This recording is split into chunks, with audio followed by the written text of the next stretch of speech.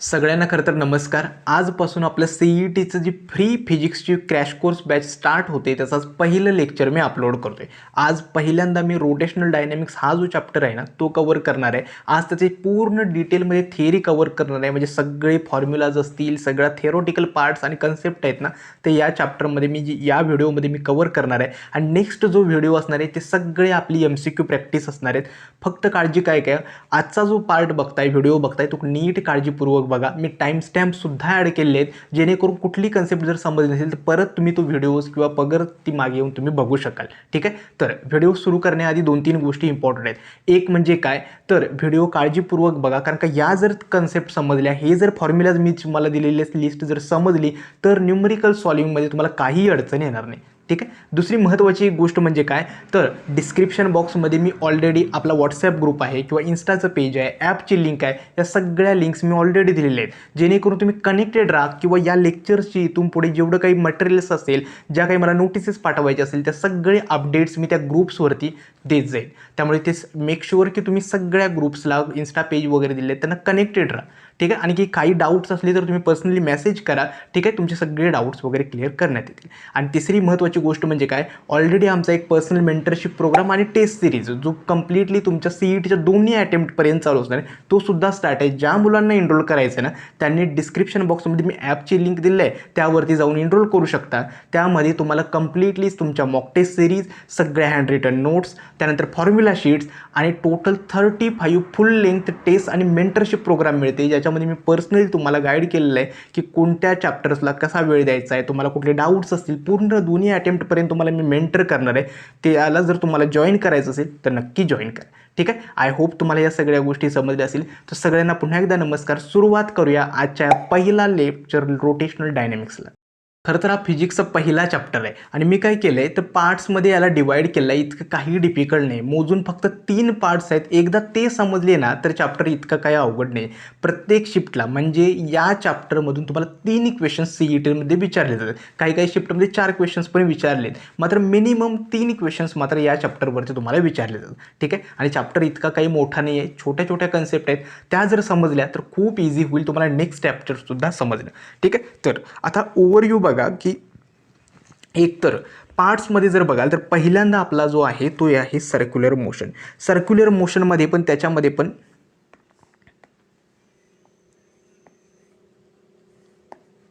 Okay, तर circular मोशनमध्ये आपल्याला 2 parts बघायचे आहेत. एक म्हणजे काय, तर कॅरेक्टरिस्टिक्स, त्याच्यामध्ये 2 पार्ट्स असतात, UCM आणि नॉन UCM. आणि सेकंड आहे सेंट्रिपिटल आणि सेंट्रिफ्युगल फोर्स. ठीक आहे. हे येतं सर्क्युलर मोशनमध्ये. आणि त्यानंतर ॲप्लिकेशन्स ऑफ UCM येतात, ज्याच्यामध्ये आपल्याला 4 UCMचे ॲप्लिकेशन्स दिलेले आहेत त्यांनी.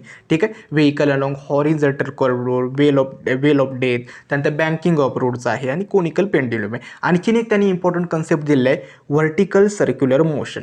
ठीक आहे. आणि त्याचे ॲप्लिकेशन्स वगैरे दिले आहेत, म्हणजे टेन्शन किती आहे किंवा व्हेलॉसिटी किती आहे, मिनिमम पॉईंट किंवा लोअर मिनिमम पॉईंट याच्यामध्ये. आणि त्यानंतर आपला डायनॅमिक्सचा पार्ट स्टार्ट होतो, ज्याच्यामध्ये आपल्याला आहे पहिल्यांदा मोमेंट ऑफ इनर्शिया, त्यानंतर रॅडियस ऑफ गायरेशन येते, त्यानंतर theorem of parallel axis, perpendicular axis, angular momentum, conservation of angular momentum, rolling motion, आणि त्यानंतर मोमेंट ऑफ इनर्शियाचे फॉर्म्युले. युजली CETमध्ये 3 क्वेश्चन्स कुठून विचारतात सांगतो. 3 पैकी 2 क्वेश्चन्स आहेत ना ते थोडे जरा डिफिकल्ट लेवलचे असतात, म्हणजे तुमचं फॉर्म्युलाचं अंडरस्टँडिंग व्यवस्थित असलं पाहिजे. ठीक आहे. एक म्हणजे पहिला क्वेश्चन एक सर्क्युलर मोशनमधून एक विचारला जातो. ठीक आहे. दुसरा क्वेश्चन एक महत्त्वाचा विचारला जातो, ॲप्लिकेशन्स ऑफ UCM वरून एक क्वेश्चन तरी विचारलं जातो. ठीक आहे. आणि तिसरा क्वेश्चन आहे मोमेंट ऑफ इनर्शिया. अशा पद्धतीने 3 क्वेश्चन्स विचारतात. त्यामुळे जर फॉर्म्युला समजले ना तर इझी आहे. आता लेक्चर बघताना मी काय केलेलं आहे, प्रत्येक फॉर्म्युला तुम्हाला डिटेलमध्ये एक्सप्लेन केलेलं आहे. ठीक आहे. फॉर्म्युला तुम्ही समजून घ्या. सगळे फॉर्म्युला मी आता ज्यावेळी समजवतोय, एक वही आणि पेन घेऊनच सोबत बसा. कन्सेप्ट, त्याची डायग्रॅम आणि फॉर्म्युला इतकं फक्त नोट डाऊन करून ठेवत जा. आणि ते फॉर्म्युला सगळे तुमचे लेक्चर झाल्यानंतर तुमच्या स्टडी टेबल समोर चिकटवा. जसा वेळ मिळेल ते फॉर्म्युला लागीन रिवाईज करत जा. याचा फायदा तुम्हाला CET एक्झामला आणि तुमच्या रिव्हिजनला खूप होणार आहे. ठीक आहे. तर चॅप्टरला सुरुवात करण्याची तुम्हाला ओव्हरव्ह्यू समजला. आता सगळ्यात महत्त्वाची आणि पहिली गोष्ट म्हणजे काय की सर्क्युलर मोशन एकतर आहे काय. लक्षात ठेवा, सर्क्युलर मोशन म्हणजेच काय, एक पिरियोडिक मोशन आहे जी अगेन अँड अगेन रिपीट्स होते. आता सर्क्युलर मोशनमध्ये बघाल ना, काही गोष्टी तुम्हाला समजून घेणं गरजेचं आहे. लक्षात ठेवा, सपोज हा माझा एक पार्टिकल आहे, पी हा पार्टिकल आहे, ठीक आहे, आणि तो एक सर्क्युलर मोशन परफॉर्म करतोय. आता ज्यावेळी मोशन परफॉर्म होतोय त्यावेळी ऑब्वियसली त्याला काहीतरी व्हेलॉसिटी आहे, ठीक आहे. ही जी व्हेलॉसिटी आहे ही आपली टँजेन्शियल व्हेलॉसिटी आहे, ठीक आहे. आता सर्क्युलर मोशनमध्ये आपल्याला काही टर्म्स आहेत, म्हणजे जसं काय, तर लिनियर आपली जी मोशन होते, लिनियर मोशन आणि सर्क्युलर मोशन. लिनियर मोशनमध्ये आपल्याला असतो डिस्प्लेसमेंट, जे आपण यसनं डिनोट करतो. तीच इकडे काय होते, तर अँग्युलर डिस्प्लेसमेंट होते, जी थिटाने येते, ठीक आहे. इकडं आपल्याकडे लिनियर मोशनमध्ये असते ती म्हणजे व्हेलॉसिटी असते, इकडे ती होते अँग्युलर व्हेलॉसिटी. इथं आपल्याला ॲक्सिलरेशन असतं, इकडे आपल्याला अँग्युलर ॲक्सिलरेशन असतं. याच सगळ्या छोट्या छोट्या टर्म्स आहेत, ठीक आहे. त्यानंतर आता एखादा पार्टिकल ज्यावेळी सर्क्युलर मोशनमध्ये मूव्ह करतो त्यावेळी त्याला मूव्ह करण्यासाठी कुठले ना ज्यावेळी ते मूव्ह होतं त्यावेळी त्याचं स्पीड मे बी कॉन्स्टंट असू शकतं, ठीक आहे, मात्र ते चेंज पण होऊ शकतं. मात्र प्रत्येक पार्टिकल ज्यावेळी मूव्ह होतो त्यावेळी प्रत्येक पोझिशनला त्याची डिरेक्शन मात्र चेंज होते. आता या पोझिशनला त्याची डिरेक्शन समजा ही असेल, ॲट दिस पॉईंट त्याची डिरेक्शन ही असेल. म्हणजेच काय, जर सतत त्याची जर दिशा चेंज होत असेल तर त्या पार्टिकलची व्हेलॉसिटी चेंज होणार, आणि ज्यावेळी व्हेलॉसिटी चेंज होते त्यावेळी लक्षात ठेवा तिथं ॲक्सिलरेशन येतं, ठीक आहे. मग आता बॉडी जर तुम्ही मूव्ह करत असेल आणि तिथं ॲक्सिलरेशन येतं, मग इथं ॲक्सिलरेशन कोणतं आहे, तर इथं रॅडियल ॲक्सिलरेशन येतं. आणि रॅडियल ॲक्सिलरेशनचा फॉर्म्युला येतो -ω² × r, ठीक आहे. ॲक्सिलरेशनचे दोन प्रकार सर्क्युलर मोशनमध्ये येतात. एक म्हणजे काय, तर रॅडियल ॲक्सिलरेशन, ज्याचा फॉर्म्युला मी आत्ता सांगितला -ω² × r, आणि दुसरं असतं टँजेन्शियल ॲक्सिलरेशन. टँजेन्शियल ॲक्सिलरेशनचा फॉर्म्युला सांगतो. Weight a minute. r × α, ठीक आहे. त्यामुळे लक्षात ठेवा दोन ॲक्सिलरेशन असतात, एक अँग्युलर ॲक्सिलरेशन आणि दुसरं टँजेन्शियल ॲक्सिलरेशन. फॉर्म्युला दोन्ही माहिती पाहिजे, ठीक आहे. हेच असतं आपले सर्क्युलर मोशनचे बेसिक टर्म्स आहेत, ठीक आहे. म्हणजे काय, तर आपली डिस्प्लेसमेंट इथं अँग्युलर डिस्प्लेसमेंटने होते, ओके. त्यानंतर आपली व्हेलॉसिटी अँग्युलर व्हेलॉसिटीनं होतं आणि ॲक्सिलरेशन अँग्युलर ॲक्सिलरेशननं होतं, ठीक आहे. हे होतं बेसिक. आता महत्त्वाचा मुद्दा काय की आपल्याला दोन ही सर्क्युलर मोशन आहे ना ते आपल्याला कॅटेगराईज करावी लागते. सर्क्युलर मोशनमध्ये पण काय होतं, एकतर याच्यामध्ये एकतर ही पिरियोडिक मोशन आहे आणि एकतर ही ॲक्सिलरेटेड मोशन आहे, ठीक आहे. मग याचे दोन पार्ट्स होतात, एक म्हणजे युनिफॉर्म सर्क्युलर मोशन आणि दुसरी आहे नॉन युनिफॉर्म, ठीक आहे. आता युनिफॉर्म सर्क्युलर मोशन ह्या थिअरॉटिकल कन्सेप्ट इम्पॉर्टंट आहे, बाय चान्स जर थिअरॉटिकल क्वेश्चन्स आला तरी समजायला पाहिजे, ठीक आहे. तर युनिफॉर्म सर्क्युलर मोशनमध्ये काय होतं, तर ज्यावेळी पार्टिकल म्हणजे युसेम परफॉर्म करत असतो त्यावेळी त्याचं स्पीड जे आहे ना ते कॉन्स्टंट असतं, ठीक आहे. आणि इथं ॲक्सिलरेशन आहे ते रॅडियल आहे, आणि त्याची जी डायरेक्शन आहे रॅडियल ॲक्सिलरेशनची ती always towards the centre of the circle असणार आहे, ठीक आहे. आणि जे नॉन युसेममध्ये काय होतं, तर नॉन युसेममध्ये स्पीड जे आहे ते कॉन्स्टंट नसतं, आणि इथं ॲक्सिलरेशन आहे ते दोन असतं, रॅडियल पण आणि टँजेन्शियल पण, ठीक आहे. अगेन युसेमला पण त्यांनी दोन पार्ट्समध्ये डिवाईड केलेले, ठीक आहे. एक आहे सेंट्रिपिटल फोर्स आणि दुसरं आहे सेंट्रीफ्युगल फोर्स, ठीक आहे. आता नॉन युसेम जे आहे त्याला अगेन त्याचं स्पीड कॉन्स्टंट नाही आहे, त्याचं अगेन कॅटेगरीज काय होऊ शकतं, तर इन्क्रीजिंग स्पीड आणि डिक्रीजिंग स्पीड. हा पार्ट इतका इम्पॉर्टंट नाही आहे, तुम्ही लक्षात ठेवा, युसीएमसाठी महत्त्वाचं आहे. आता सेंट्रिपिटल फोर्स आणि सेंट्रीफ्युगल फोर्स त्याच्याबद्दल समजून घ्या. एक तर सेंट्रिपिटल फोर्स लक्षात ठेवा, एखादी बॉडी ज्यावेळी सर्क्युलर मोशन परफॉर्म करत असते, ठीक आहे. सपोज ती बॉडी जर सर्क्युलर मोशन परफॉर्म करते तर त्याच्यावरती काही ना काहीतरी फोर्स ॲक्ट होतो. विदाऊट फोर्स एखादी बॉडी मूव्ह होऊ शकत नाही, ठीक आहे. मग लक्षात ठेवा, जर ती बॉडी सर्क्युलर मोशन प्रोव्हाइड करते तर जो फोर्स असतो त्या बॉडीला मूव्ह करतो इन सर्क्युलर पाथ, तो आहे आपला सेंट्रीफ्युगल फोर्स, सेंट्रिपिटल फोर्स, ठीक आहे. सेंट्रिपिटल फोर्सची ना तीन कॅरेक्टर्स आहेत. पहिलं कॅरेक्टर म्हणजे काय, हा फोर्स बॉडीला सर्क्युलर मोशनमध्ये मूव्ह करण्यासाठी मदत करतो, ठीक आहे. आणि या फोर्सची जी डायरेक्शन आहे ती always towards the centre of the circle असते, ठीक आहे, आणि अलॉंग द रॅडियस असते, ठीक आहे. आणि तिसरा आहे तो म्हणजे काय, हा रिअल फोर्स आहे, ओके. आता याचे फॉर्म्युला काय आहे ते पुढे सांगतो, ठीक आहे. तर सेंट्रिपिटल फोर्सचा जो फॉर्म्युला आहे तो आहे mv² / r, ठीक आहे. आता हाच फॉर्म्युला आपण अशा पद्धतीने 3 वेगवेगळ्या पद्धतीने लिहू शकतो. ठीक आहे. पहिली पद्धत mv² डिवायडेड बाय आर आहे. मग तर आपल्याला माहिती आहे V equal to R into omega. इथं जर व्हीची टर्म या टर्मने रिप्लेस केली तर फॉर्म्युला हा बनतो. ठीक आहे. सपोज मी काय केलं, आरला रिप्लेस केलं, R equal to V by omega, तर हा फॉर्म्युला बघतो. हे तिन्ही फॉर्म्युला नोट डाऊन करून ठेवा आपल्या नोटबुकमध्ये. ठीक आहे. आणि जर व्हेक्टरमध्ये बघाल तर व्हेक्टर फॉर्ममध्ये हाच फॉर्म्युला निगेटिव्ह साईननं होतो. ठीक आहे. Negative of minus mv² by R into unit vector R. ठीक आहे. हा रिअल फोर्स आहे. आता निगेटिव्ह साईन काय लक्षात ठेवा, ज्यावेळी तो पार्टिकल मूव्ह करत असतो सर्क्युलर पाथमध्ये. ठीक आहे. ओके, लक्षात ठेवा त्याचं जे त्याची जी फोर्स आहे, ओके, सेंट्रिपिटल फोर्स, तो या डायरेक्शनने ॲक्ट होणार. ठीक आहे. मात्र पार्टिकल काय करणार, always try to escape from this position. म्हणजे ना या पोझिशनपासून सुटून तो बाहेर जायचा कायम प्रयत्न करत असतो. ठीक आहे. मात्र सेंट्रिपिटल फोर्स आहे ना त्याला अपोज करतो आणि त्याला कायम ते मूव्ह करत असतो. त्यामुळे ही जी डायरेक्शन आहे ती अपोजिट येतं, त्यामुळे इथं साईन येतं निगेटिव्ह. ठीक आहे. हे सेंट्रिपिटल फोर्सबद्दल होतं. आता सेंट्रिफ्युगल फोर्सबद्दल समजून घ्या की सेंट्रिफ्युगल फोर्स आहे ना स्यूडो फोर्स आहे. म्हणजेच काय, हा रिअल फोर्स नाही आहे. याचे पण सेम सेंट्रिपिटल फोर्सचे सगळे त्यांचे ही मॅग्निट्यूड जे आहे ना कम्प्लिटली सेम फॉर्म्युलाज आहेत. म्हणजे mv² बाय आर, mr omega square, mv omega, हे सगळे फॉर्म्युला सेम आहेत. मात्र व्हेक्टर फॉर्ममध्ये ना इथं पॉझिटिव्ह साईन येते. ठीक आहे. पॉझिटिव्ह साईन का, लक्षात ठेवा सेंट्रिफ्युगल फोर्स काय होतं, सेंट्रिफ्युगल फोर्समध्ये काय होतं, पार्टिकल ना एकतर इस्केप व्हायचा प्रयत्न करतो आणि हा फोर्स ऑलरेडी त्याला इस्केप होण्यासाठी मदत करत असतो. ठीक आहे. सपोज मी काय करेल तर एका बादलीमध्ये समजा तुम्ही एका हँडमध्ये पकडलीत आणि त्याच्यामध्ये पाणी भरलेलं असेल आणि ते एका पर्टिक्युलर स्पीडनं जर मूव्ह केली इन सर्क्युलर पाथ, ठीक आहे, तर ते जे पाणी आहे बादलीमधलं ते खाली सांडत नाही. इवन ती वरती हॉरिझॉन्टल म्हणजे टॉप पोझिशनला गेलीत ना तरीसुद्धा ते सांडत नाही. का, कारण का सेंट्रिफ्युगल फोर्स ॲक्ट होतो आणि तो फोर्स काय करतो तर त्या पाण्याला ना अपोजिट डायरेक्शन म्हणजे कायम इस्केप करायचा प्रयत्न करतो. हाच सेंट्रिफ्युगल फोर्स आहे. हा थोडा कन्फ्युजिंग आहे. युजुअली थिअरॉटिकल कन्सेप्ट यामधल्या इतक्या इम्पॉर्टंट नाही आहेत. 2-3 गोष्टी आहेत. एक म्हणजे काय, सेंट्रिफ्युगल फोर्ससुद्धा त्याची जी डायरेक्शन आहे ती अवे फ्रॉम सेंटर असते. ठीक आहे. हा स्यूडो फोर्स आहे. फॉर्म्युला सेंट्रिपिटल आणि सेंट्रिफ्युगलचे इन मॅग्निट्यूड्स दोन्ही सेमच आहेत, फक्त डायरेक्शन वेगवेगळे. ठीक आहे. सेंट्रिफ्युगलमध्ये पॉझिटिव्ह डायरेक्शन असते आणि इथं असते negative direction. I hope centripetal आणि सेंट्रिफ्युगलची तुम्हाला कन्सेप्ट आहे ना ती समजली असेल. ठीक आहे. आता महत्त्वाचे फॉर्म्युलाज आता आपले स्टार्ट होतात. ठीक आहे. आता फॉर्म्युलाज महत्त्वाचे का सांगतो एक तर,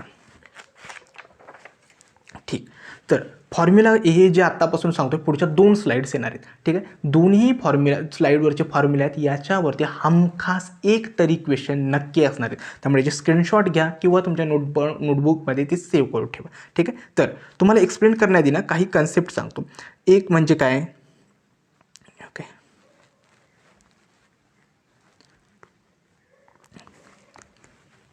छोट्या छोट्या गोष्टी आहेत मात्र ते इम्पॉर्टंट आहेत.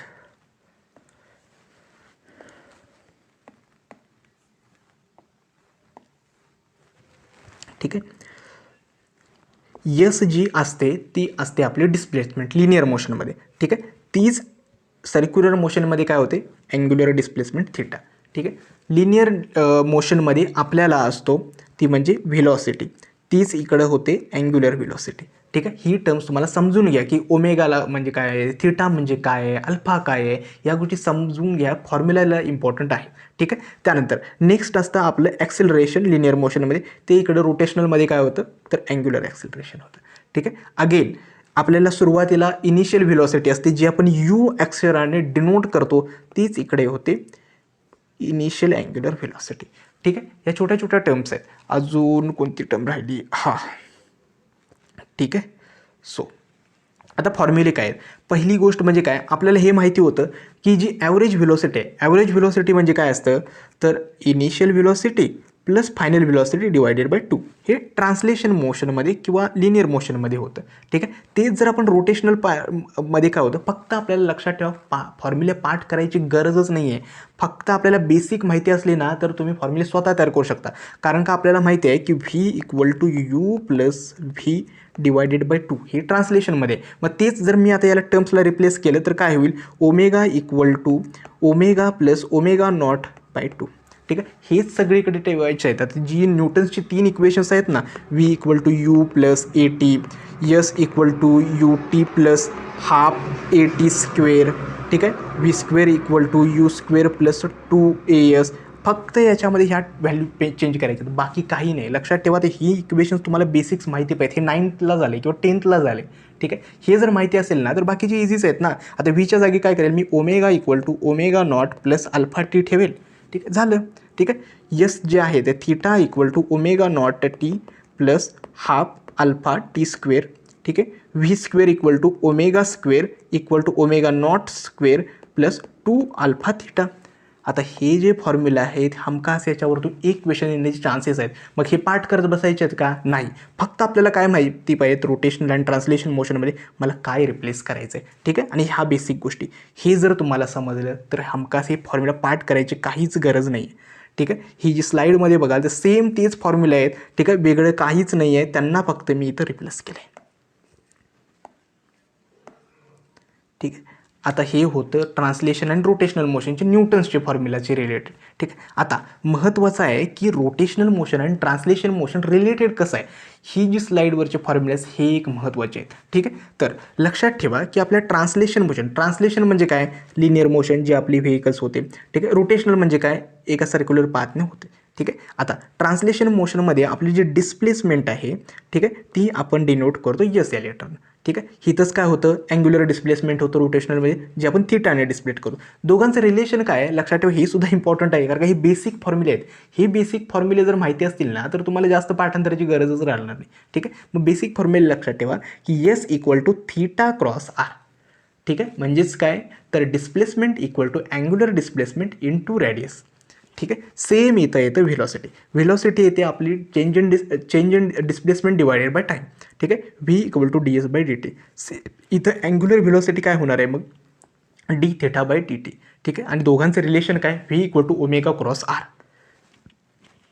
इकडे जर ॲक्सेलरेशन बघाल तर ॲक्सेलरेशन येतं change in velocity divided by time, ठीक आहे. इथं असतं angular acceleration change in angular velocity divided by time, ठीक आहे. Alpha equal to A cross omega, ठीक आहे. हे जे रिलेशन सांगतोय ती इम्पॉर्टंट आहेत फॉर्म्युले सगळे, त्यामुळे नोट डाऊन करा, ठीक आहे. सेम आपल्याला कसं असतं, इनर्शिया असते, म्हणजेच मोशनला, ट्रान्सलेशन मोशनला जो अपोज करणारा फॅक्टर आहे, मोशन न परफॉर्म करू देणार, तो आहे इनर्शिया, जे आपण अक्षराने डिनोट करतो, ठीक आहे. आणि इकडं असतं मोमेंट ऑफ इनर्शिया, जी आय अक्षराने आपण डिनोट करतो, ठीक आहे. आता जी इनर्शिया असते, मोमेंट ऑफ इनर्शिया, ती असते, आता हा फॉर्म्युला आहे ना पुढं आपण डिराईव्ह करणारच आहोत, ठीक आहे. अगेन इथं लिनियर मोमेंटम आहे, linear momentum equal to P अक्षराने डिनोट करतो, जे असते मास इंटू व्हेलॉसिटी, ठीक आहे. इथं अँग्युलर मोमेंटम आहे, जे आपण L equal to I cross omega. हे सगळे फॉर्म्युला आपण पुढे समजून घेणार आहोत. आता फक्त तुम्हाला ब्रीफ आयडिया देतोय, ठीक आहे. आणि ह्या दोघांचं रिलेशन आहे, ठीक आहे. अगेन फोर्स असतो, जो असतो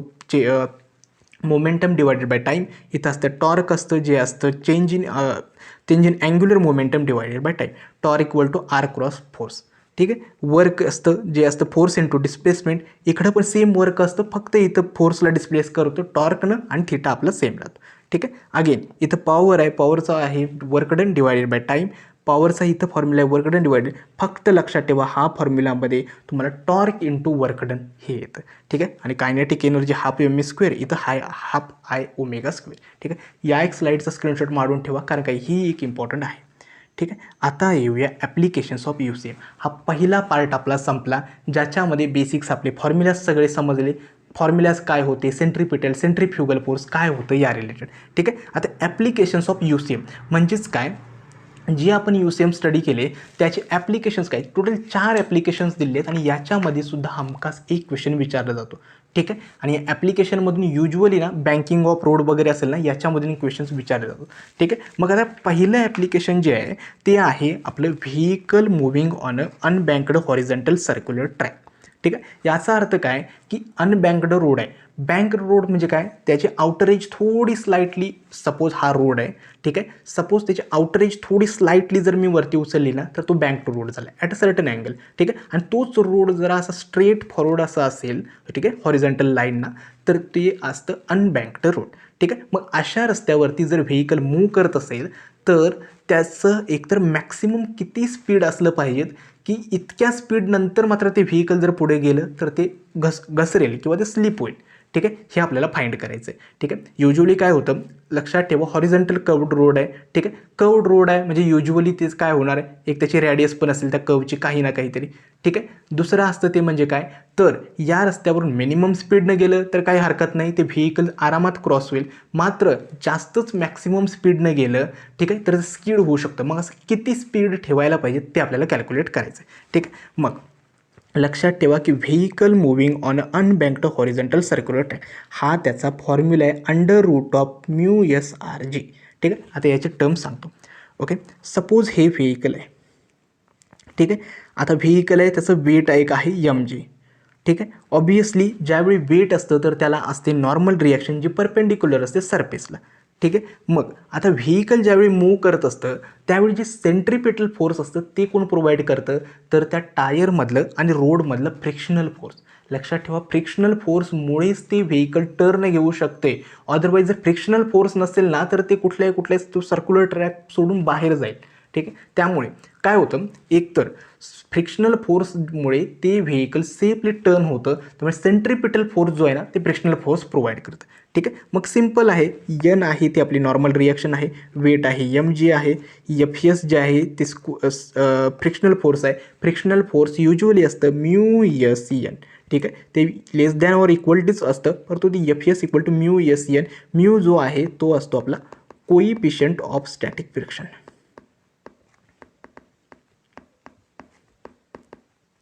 स्टॅटिक फ्रिक्शन. ठीक आहे, सेम आहे आणि ही आपली रॅडियस आहे. ठीक आहे, सो सिम्पली आपल्याला फक्त हे बॅलन्स करायचं आहे. युजली हे डेरिवेशन्स मी तुम्हाला समजून का सांगतोय, कारण का फिजिक्समध्ये फक्त फॉर्म्युल्याचा उपयोग नाही. तुम्हाला पहिली गोष्ट क्वेश्चन समजून डायग्राम ड्रॉ करता आली पाहिजेत. ठीक आहे, कोणत्या गोष्टी दिल्या आहेत त्यांना फक्त लिंक करता आलं पाहिजेत आणि आपल्याला जो फॉर्म्युला आठवतोय त्याला मॅच करता आलं पाहिजे. ठीक आहे, फॉर्म्युला मॅन्युप्युलेट करणं हे इम्पॉर्टंट आहे, यासाठी सांगतोय. ठीक आहे, मग आता सिम्पली आपल्याला काय करायचं आहे, जे आपले फोर्स आहेत त्यांना बॅलन्स करायचं आहे.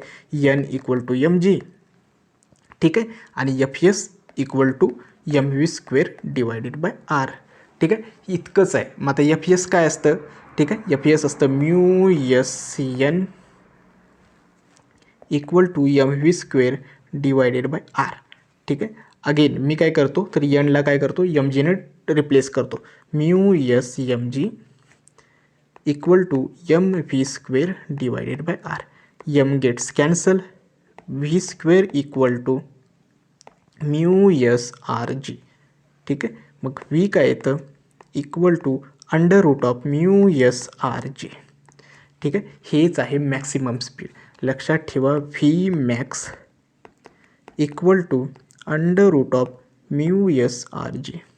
ठीक आहे, म्हणजे जास्तीत जास्त इतक्या व्हेलॉसिटीनं गेला तर ते व्हेकल स्किड होणार नाही किंवा स्लिप होणार नाही. ठीक आहे, मात्र यापेक्षा जास्त व्हेलॉसिटीनं जर ते व्हेकल मूव्ह केलं हॉरिझॉन्टल कर्व्ड रोडवरती तर ते स्किड होईल आणि सर्क्युलर ट्रॅकच्या बाहेर जाईल. ठीक आहे, त्यामुळे एक गोष्ट नोटीस करा, मॅक्सिमम व्हेलॉसिटी जी आहे ती जास्तीत जास्त रॅडियसवरती डिपेंड करते. कोइफिशियंट स्टॅटिक फ्रिक्शन हा कॉन्स्टंट असतो टायर आणि त्या रोडच्या मधला. ठीक आहे, जी पण कॉन्स्टंट आहे, मात्र रॅडियस मात्र त्या सर्क्युलर ट्रॅकवरती डिपेंड होतं. हे होतं पहिले ॲप्लिकेशन. ठीक आहे, आता सेकंड ॲप्लिकेशन आहे वेल ऑफ डेथ. म्हणजेच काय होतं, तर सर्कसमध्ये वगैरे असेल किंवा कुठल्याही स्पोर्ट्समध्ये भरपूर ठिकाणी काय होतं, अशी युजली एक वेल असते. ठीक आहे, आणि त्याच्यामध्ये ना एक मोटरसायकल असेल ना मूव्ह होत असते आणि ते काय होतं हॉरिझॉन्टल सर्कलने ती मोटरसायकल मूव्ह होत असते. ठीक आहे, मग अशा सिच्युएशनमध्ये आपल्याला काय करायचं आहे, तर इथं मिनिमम स्पीड कॅल्क्युलेट करायचं आहे. इथं मिनिमम स्पीड का कॅल्क्युलेट करायचं आहे, मागच्या वेळी आपण काय केलं, मॅक्सिमम स्पीड म्हणजेच काय, व्हेकल त्या सर्क्युलर ट्रॅकमधून बाहेर जाऊ नये किंवा मॅक्सिमम स्पीड किती असलं पाहिजे ते कॅल्क्युलेट केलं. इथं काय, ते व्हेकल खाली घसरू नये म्हणजे हॉरिझॉन्टल सर्कल कंप्लीट करावं, खाली घसरू नये यासाठी कमीत कमी किती स्पीड त्यांना ठेवायला पाहिजे. जास्तीत जास्त ऑब्वियसली ठेवलं तर ते काही घसरणार नाहीच, कारण का जेवढी स्पीड जास्त असेल तेवढं ते घसरण्याचे चान्सेस कमी असतात. मात्र कमीत कमी स्पीडने एवढं मेंटेन केलंच पाहिजेत, नाहीतर ते काय होईल, खाली घसरेल. त्या वेल ऑफ डेथ जी बोलतात ना, ठीक आहे, मौत का कुआ, त्याच्यात ते खाली घसरेल. मग ते घसरू नये यासाठी एक मिनिमम स्पीड असतं. ठीक आहे, मग ते मिनिमम स्पीड इथं आपल्याला कॅल्क्युलेट करायचं आहे. ठीक आहे, सेम फॉर्म्युला आहे, सेम कन्सेप्ट आहे, वेगळं काही नाही. सपोज इथं तो सायकलिस्ट किंवा मोटरसायकलिस्ट आहे, त्याचं वेट इथं डाऊनवर्ड ॲक्ट होतं. ठीक आहे, आणि जो कोइफिशियंट, आता इथं काय होतं लक्षात ठेवा, सगळ्यात महत्त्वाचे आहे त्या फ्रिक्शनल फोर्सची डायरेक्शन. ठीक आहे. आता सर्क्युलर ट्रॅकमध्ये तो सायकलिस्ट किंवा मोटरसायकलिस्ट मूव्ह करतोय, याचा अर्थ तुला बॅलन्स करणारे एक जे फोर्स आहे ते फ्रिक्शनल फोर्स ते अपवर्ड डायरेक्शनच ॲक्ट होणार आहे. का? कारण का समजा, ठीक आहे, हा सर्क्युलर ट्रॅक असेल, इथं माझा मोटरसायकलिस्ट असेल, ठीक आहे, त्याला घसरण्यापासून वाचवणार आहे किंवा खाली घसरून न देणारा जे फोर्स आहे त्याची डायरेक्शन ऑब्वियसली वरतीच असणार. ठीक आहे, दॅट्स वाय तो खाली घसरणार नाही. ठीक आहे, त्यामुळे जे फ्रिक्शनल फोर्स आहे त्याची डायरेक्शन कायम वरती असणार आहे. ठीक आहे, आणि खाली आपलं वेट बॅलन्स करत असतो. ठीक आहे. आणखीन नॉर्मल रिॲक्शन असते जे आपल्या सरफेसला कायम परपेंडिक्युलर असते, ह्या रूल लक्षात ठेवा. ठीक आहे, पण नॉर्मल रिॲक्शन या सरफेसला आपली, ठीक आहे, कायम परपेंड असते आणि ती आपला म्हणजे ती आपल्याला काय करते, आता सेंट्रिपिटल फोर्स प्रोव्हाइड करते. ठीक आहे, मग सेम आहे मगाशी जे लॉजिक यूज केलं आहे आपल्याला तीच फक्त यूज करायचं आहे. काय आहे, एक म्हणजे काय, एन जे आहे ती प्रोव्हाइड करणार आहे सेंट्रिपिटल फोर्स. ठीक आहे, आणखीन एफ एसला बॅलन्स करणार आहे एम जे. ठीक आहे, आता लक्षात ठेवा, मी मगाशी जसं सांगितलं, जे फ्रिक्शनल फोर्स आहे तो F S is always less than or equal to mu S N. म्हणजे ना, फ्रिक्शनल फोर्स हा कायम याच्यापेक्षा कमीच असणार. जर याच्यापेक्षा जास्त जर फ्रिक्शन झालं ना तर ते लगेच व्हेकल स्लिप होतं. ठीक आहे, त्यामुळे हा फॉर्म्युला एक माहिती पाहिजे. ओके, मग आता अगेन मी त्या व्हॅल्यू जे आहे ते पुट करतो, M G less than or equal to mu S एनच्या जागी काय करेल मी, ही व्हॅल्यू पुट करेल, M V square by R. ठीक आहे, again M M gets cancel. ठीक आहे, व्ही स्क्वेअर मी थोडं टर्म्स रिप्लेस करतो, V square equal to less than greater than equal to R G divided by mu S. ठीक आहे, म्हणून V greater than or equal to under root of R G divided by mu S. ठीक आहे, हे आहे minimum speed, म्हणजे कमीत कमी इतक्या स्पीडनं तरी तो सायकलिस्ट मूव्ह झालाच पाहिजे, अदरवाईज तो खाली घसरेल. ठीक आहे, हे होतं V minimum equal to under root of R G divided by mu S. ठीक आहे, अगेन जर तुम्ही दोन्ही मागाच्या इक्वेशनचा फॉर्म्युलाने आत्ताचा जर बघायला, आता आहे under root of R G divided by mu S, मगाशी होतं under root of mu S R G. ठीक आहे, त्यामुळे काळजी घ्या, हे फॉर्म्युलाज महत्त्वाचे आहेत, छोटे छोटे फॉर्म्युलाज आहेत. ठीक आहे, लक्षात ठेवा की मिनिमम इतक्या स्पीडनं तुम्हाला तो मोटरसायकलिस्ट मूव्ह करावाच लागेल, अदरवाईज तो खाली घसरून पडेल. हे होतं वेल ऑफ डेथ. आता नेक्स्ट कन्सेप्टवरती येऊया की बँकिंग ऑफ रोड्स. या कन्सेप्टबद्दल लक्षात ठेवा की महत्त्वाची कन्सेप्ट आहे, याच्यामधून चान्सेस आहेत की एक तरी क्वेश्चन नक्की येतो आणि CETमध्ये भरपूर वेळा आलेला आहे. ठीक आहे, बँकिंग ऑफ रोड्समध्ये आपल्याला काय करायचं आहे, 3 गोष्टी फक्त डिराईव्ह करायच्या आहेत. पहिलं म्हणजे काय, without friction most safe speed काय आहे आणि त्याचा अँगल ऑफ बँकिंग काय. दुसरा आहे अप्पर सेफ स्पीड लिमिट आणि तिसरा आहे ते लोअर स्पीड लिमिट. ठीक आहे, मग बँकिंग ऑफ रोडची कन्सेप्ट काय आहे, तर नॉर्मल जो आपला हॉरिझॉन्टल रोड आहे, ठीक आहे, पावसाळ्यामध्ये किंवा त्या रोडवरती जर काही तेल वगैरे ऑइल वगैरे काही जर सांडलेलं असेल, ठीक आहे, आणि जर व्हेकल स्पीडनं आलं तर टर्न घेताना ते काय करतं, ट्रॅक सोडून बाहेर जातं. ठीक आहे, हा प्रॉब्लेम असतो हॉरिझॉन्टल कर्व्ड रोड. मग हा प्रॉब्लेम अवॉइड करण्यासाठी काय करतात, ही जी एक आउटर एज आहे ना, सपोज हा त्याचा सेंटरकडे ही डायरेक्शन असेल आणि हा आपला रोड आहे. ठीक आहे, तर ही जी आउटर एज आहे ना, तिला ना स्लाइटली वरती केलं जातं. ठीक आहे, म्हणजे थोडा जरा स्लोप त्याला दिला जातो. ठीक आहे, आणि हा असतो एका सर्टन अँगल, हा असतो अँगल ऑफ बँकिंग. म्हणजे ते व्हेकल काय होतं, युजली हे जे ॲथलीट्सचे जे ट्रॅक वगैरे असतात, ठीक आहे, रनिंगचे वगैरे, ते सुद्धा युजली हेच करतात. किंवा फॉर्म्युला रेसिंगच्या ज्या कार्स असतात त्याच्यामध्ये बघायला तर ट्रॅक ना खूप वरती केले जातं. का, कारण का त्यांचं स्पीड इतकं असतं की ते घसरण्याचे चान्सेस जास्त असतात किंवा ट्रॅक सोडून जाण्याचे चान्सेस पण जास्त असतात. ठीक आहे, मग याच्यामध्ये काय होतं, आउटर एज होती ना ती थोडी मी स्लाइटली उंच केली एका सर्टन अँगलनं, याला बोलतात थिटा, जो अँगल ऑफ बँकिंग असतो. ठीक आहे, मग हाईट पण इथं थोडी त्याची वाढते. ठीक आहे, मग याच्यावरून आपलं जे व्हेकल आहे ना ते सेफली मूव्ह होऊ शकतं. ठीक आहे, जास्त पण हा अँगल ऑफ बँकिंग नसतो, युजली आपल्या नॉर्मल रोडसाठी थोडाफार कमी असतो. मात्र जिथं स्पीड जास्त असतं, जसं सांगितलं फॉर्म्युला रेसिंग कार ज्या असतात, ठीक आहे, त्या ट्रॅकवरती मात्र हे अँगल ऑफ बँकिंग वगैरे खूप जास्त केलेले असतात. ठीक आहे, हा फिनॉमिनन असतो आपल्या अँगल ऑफ बँकिंग. जर डेफिनेशन वगैरे बघायला जातं, तुमच्या CETसाठी या डेफिनेशनची गरज नाही आहे, मात्र हेच आहे की outer edge is raised over the curved roads above the inner edge to provide necessary centripetal force. ठीक आहे, हे असतं बँकिंग ऑफ रोड. मग अशा रोडवरती समजा मी फ्रिक्शन नाही कन्सिडर केलं, तर अशा रोडवरती व्हेकल माझं जर मूव्ह करत असेल तर किती स्पीडनं मूव्ह केलं पाहिजेत हे आपल्याला कॅल्क्युलेट करायचं. हे पहिला मुद्दा. आणि अँगल ऑफ बँकिंग हे 2 फॉर्म्युले लक्षात ठेवायचं. ठीक आहे. मग मी काय करेल तर लक्षात ठेवा मोस्ट सेफ स्पीड म्हटलेलं आहे.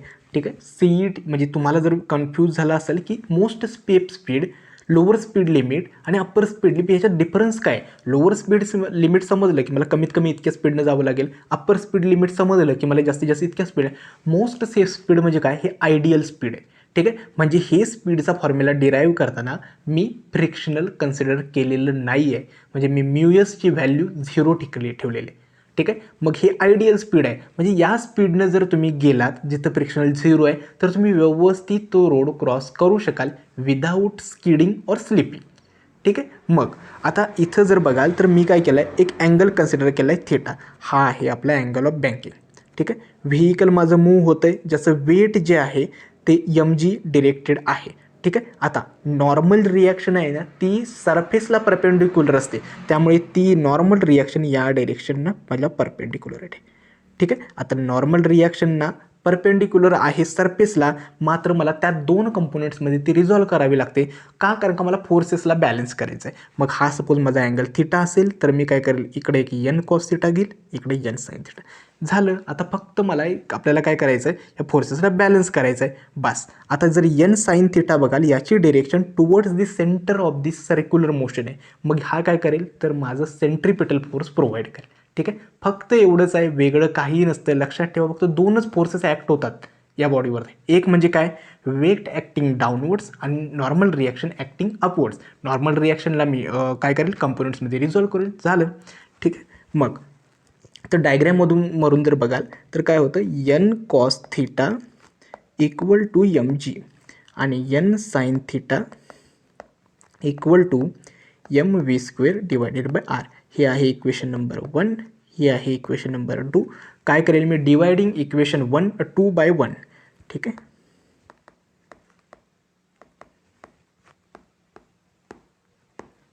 ठीक आहे. डिवायडिंग इक्वेशन 2 बाय 1 काय केलं तर n sin theta upon n cos theta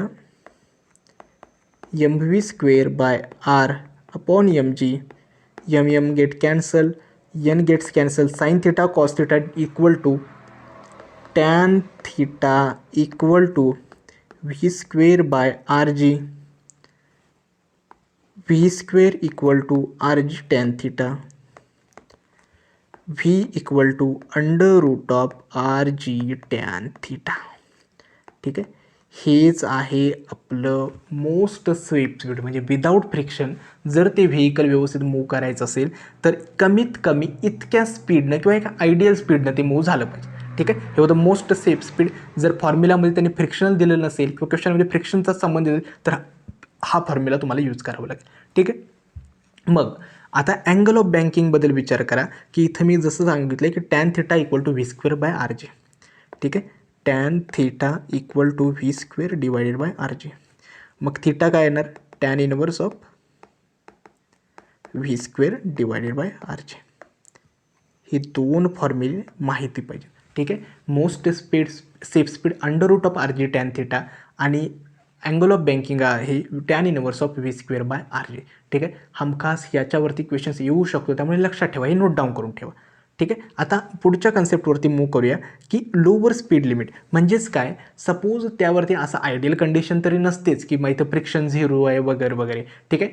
usually आपल्या रिअल लाईफमध्ये ज्यावेळी व्हेकल मूव्ह होतं त्यावेळी फ्रिक्शनल फोर्स हा असतोच. मग आता त्यासाठी 2 फॉर्म्युले की कमीत कमी किती स्पीडनं ते व्हेकल त्या ट्रॅकवरती मूव्ह झालं पाहिजे जेणेकरून ते ट्रॅकच्या खाली सरकणार नाही किंवा खाली मूव्हमेंट होणार नाही. ठीक आहे. मग आता डायग्रॅम पहिल्यांदा समजून घ्या, कारण का होतं असं की ते डायग्रॅम समजायला विद्यार्थ्यांना डिफिकल्ट जातं.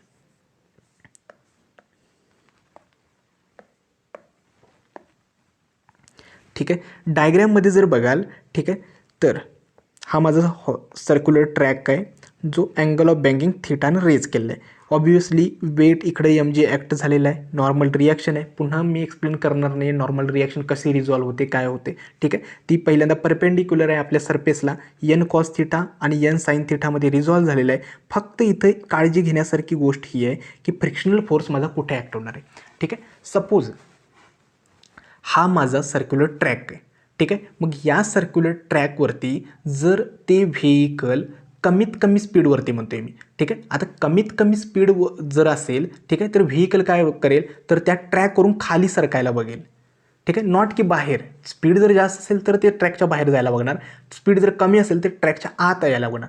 मग ट्रॅकच्या आत ते घसरू नये यासाठी जे फ्रिक्शनल फोर्स आहे ते ते व्हेइकलच्या अप्पर जो टायर आहे ना बाहेरच्या साईडला त्यावरती ॲक्ट होतं. त्यामुळे इथं जे फ्रिक्शनल फोर्स आहे याची डायरेक्शन इकडे येते.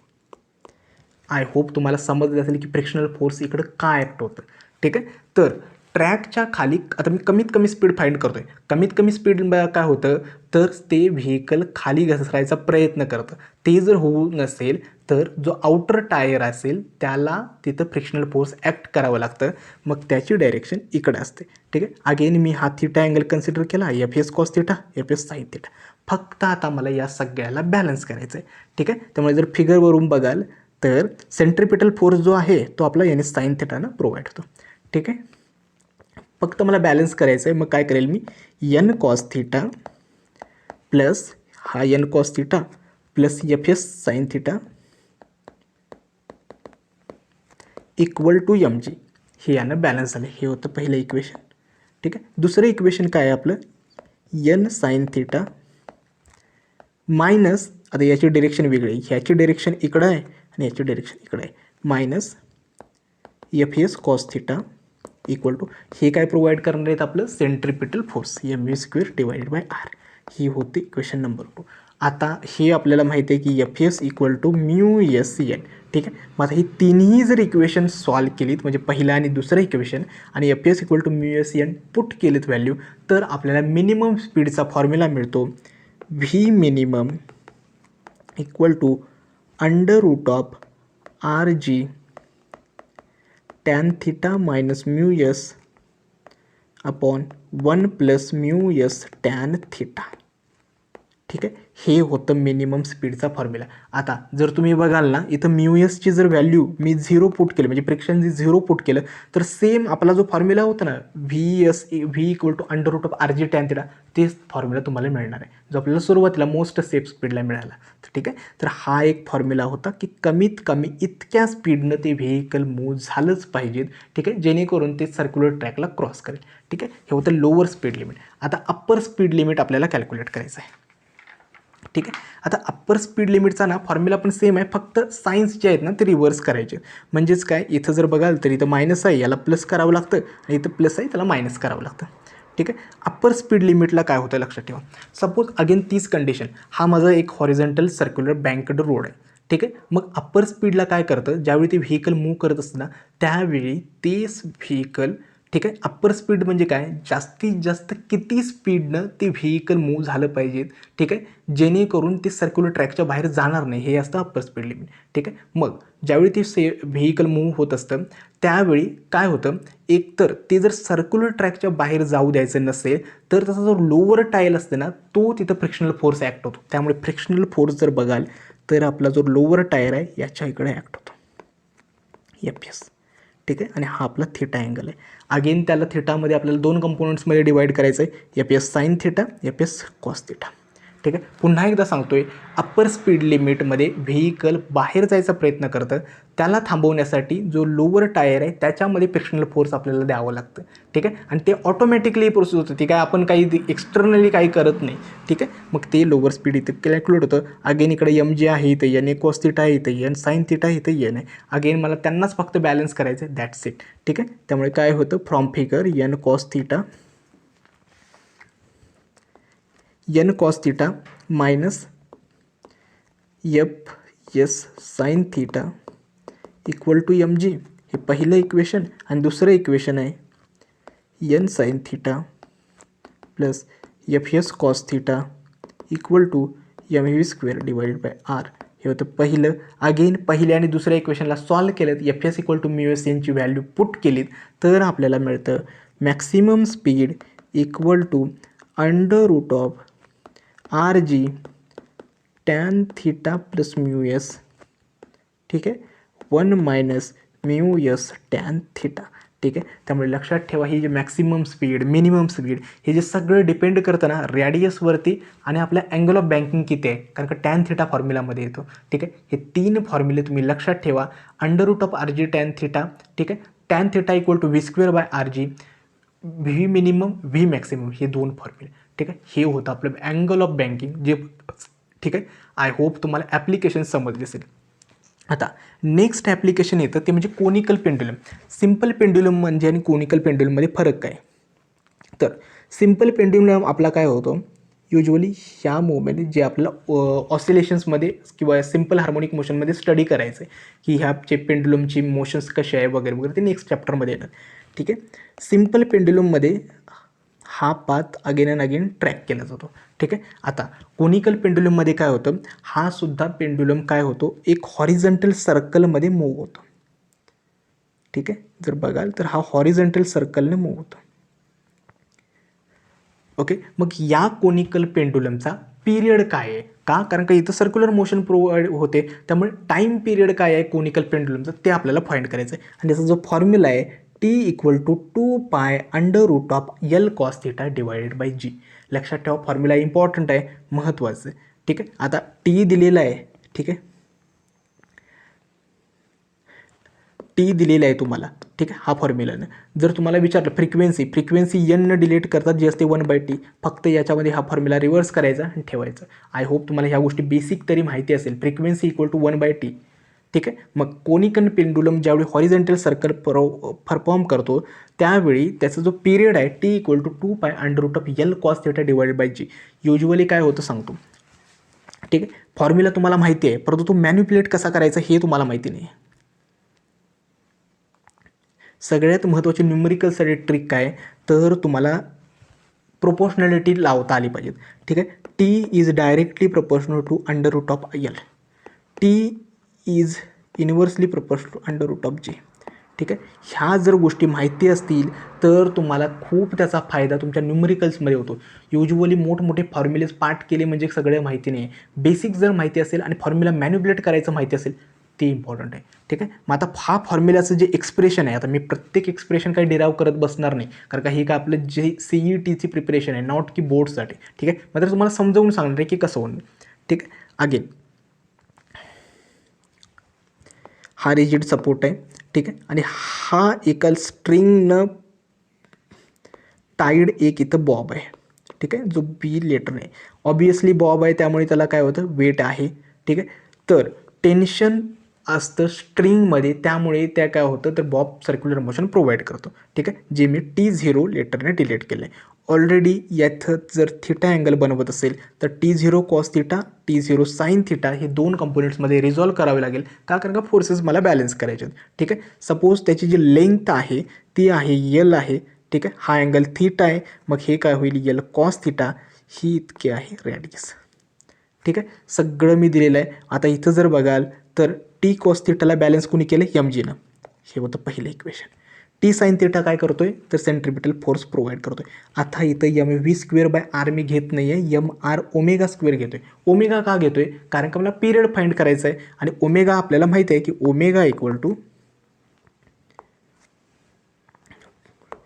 2πn. ठीक आहे. कारण का आपल्याला ओमेगाची व्हॅल्यू माहिती आहे, त्यामुळे ओमेगा आपण ना इझिली तिथं पुट करू शकतो. ओमेगा = 2πn किंवा 2π/T. ठीक. हेच आपल्याला फक्त फाइंड करायचं आहे. ओके. ऑब्वियसली लक्षात ठेवा की सेंट्रिपिटल फोर्स जे आहे ते मी काय केलेलं आहे, mr⍵ फाइंड केलेलं आहे. ठीक आहे. अगेन इक्वेशन 2ला मी इक्वेशन 1 डिवाइड करतो. ठीक आहे. ω² = G sin θ / R cos θ येतं. ठीक आहे. अगेन त्याला जर तुम्ही मॅन्युप्युलेट केलं म्हणजे ω = 2π/T ची व्हॅल्यू पुट केलीत तर फायनली तुम्हाला हा फॉर्म्युला मिळतो. ठीक आहे. फॉर्म्युला पाठ करा, या स्टेपवरती जास्त कॉन्सन्ट्रेट करू नका. हे होतं आपलं time period of a conical pendulum.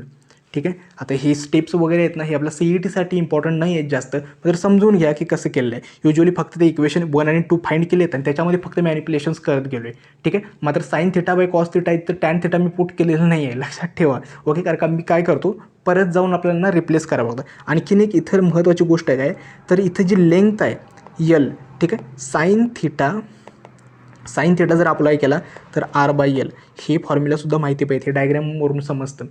ठीक आहे. Sine theta equal to R/L हे इथे मी यूज केलेलं आहे. ओके. सो आय होप तुम्हाला period of a conical pendulum समजलं असेल. ठीक आहे. आता नेक्स्ट एक महत्त्वाचा टॉपिक स्टार्ट होतो म्हणजे काय तर व्हर्टिकल सर्क्युलर मोशन. लक्षात ठेवा, व्हर्टिकल सर्क्युलर मोशन आपण का स्टडी करतोय. एक तर हॉरिझॉन्टल सर्क्युलर मोशन आपण स्टडी केली कोनिकल पेंडुलमच्या. व्हर्टिकल सर्क्युलर मोशनमध्ये टेन्शन काय असतं, स्पीड काय आहे वेगवेगळ्या पोझिशन्सला हे आपल्याला फाइंड करायचं. त्या व्हर्टिकल सर्क्युलर मोशन्समध्ये पण ना दोन प्रकार येतात. एक म्हणजे कंट्रोल्ड व्हर्टिकल सर्क्युलर मोशन आणि नॉन कंट्रोल किंवा under control by the gravity. ठीक आहे. कंट्रोल्ड व्हर्टिकल सर्क्युलर मोशन म्हणजे काय, ज्याच्यावरती ग्रॅव्हिटी ॲक्ट होत नाही, ते स्पीड सतत चेंज होत असतं, एक्सटर्नल कुणीही करू शकतं. ठीक आहे. आणि कंट्रोल्ड बाय ग्रॅव्हिटी असतं ना, त्याच्यामध्ये ग्रॅव्हिटीच्या अंडर ती व्हर्टिकल मोशन परफॉर्म होत असते. ठीक आहे.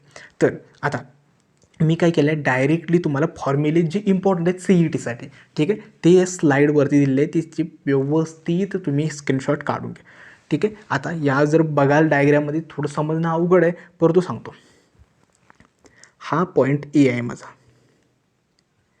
ॲट पॉईंट ए, ठीक आहे, वेट जे आहे ते डाऊनवर्ड ॲक्ट होतं. ठीक आहे. आणि टेन्शनसुद्धा ना डाऊनवर्ड ॲक्ट होतं. का, कारण का मी स्ट्रिंग घेतलेली आहे, त्याला एक कुठलीही ऑब्जेक्ट मी टाय केलेलं आहे आणि त्याला फक्त असं हॉरिझॉन्टलनं फिरवतं आहे.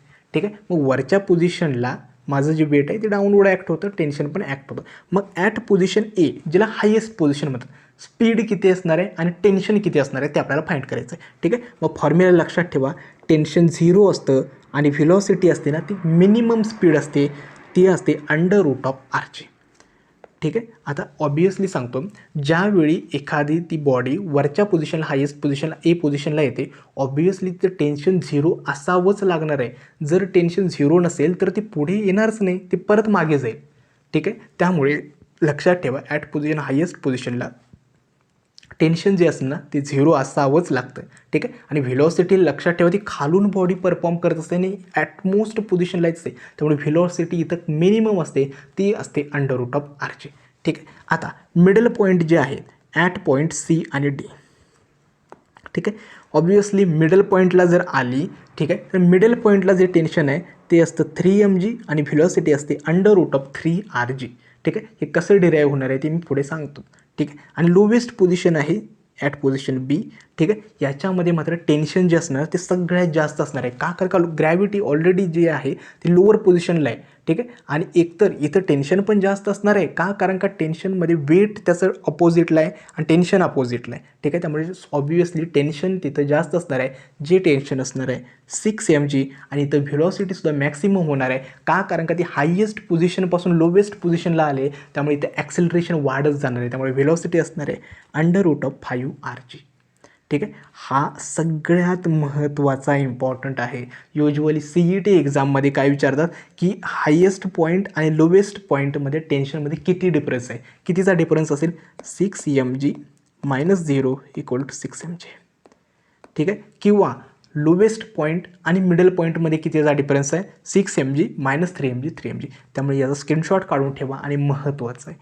ठीक आहे. मग आता ॲट पोझिशन एला ही व्हेलॉसिटी किती आली, टेन्शन कसं आलं, हे यासाठी डिरायव्हेशन आहे. ठीक आहे. सपोज लक्षात ठेवा, मी जसं सांगितलं ॲट पोझिशन एला टेन्शन जे आहे आपलं 0च असणार आहे.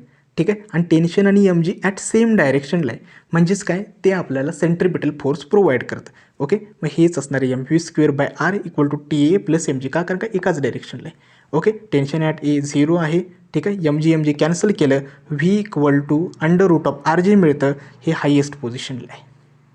ठीक आहे. आय होप तुम्हाला हे समजलं असेल. सेम आता मी काय केलं ॲट पोझिशन बीला सुद्धा, बी पोझिशनला काय करेल, एचं मला समजली व्हेलॉसिटी. ठीक आहे. याचं टेन्शन मला माहिती आहे, याची व्हेलॉसिटी माहिती आहे. मग मी काय करेल, बीच्या पोझिशनसाठी law of conservation of energy use करेल ना, म्हणजे total energy at A = total energy of बी.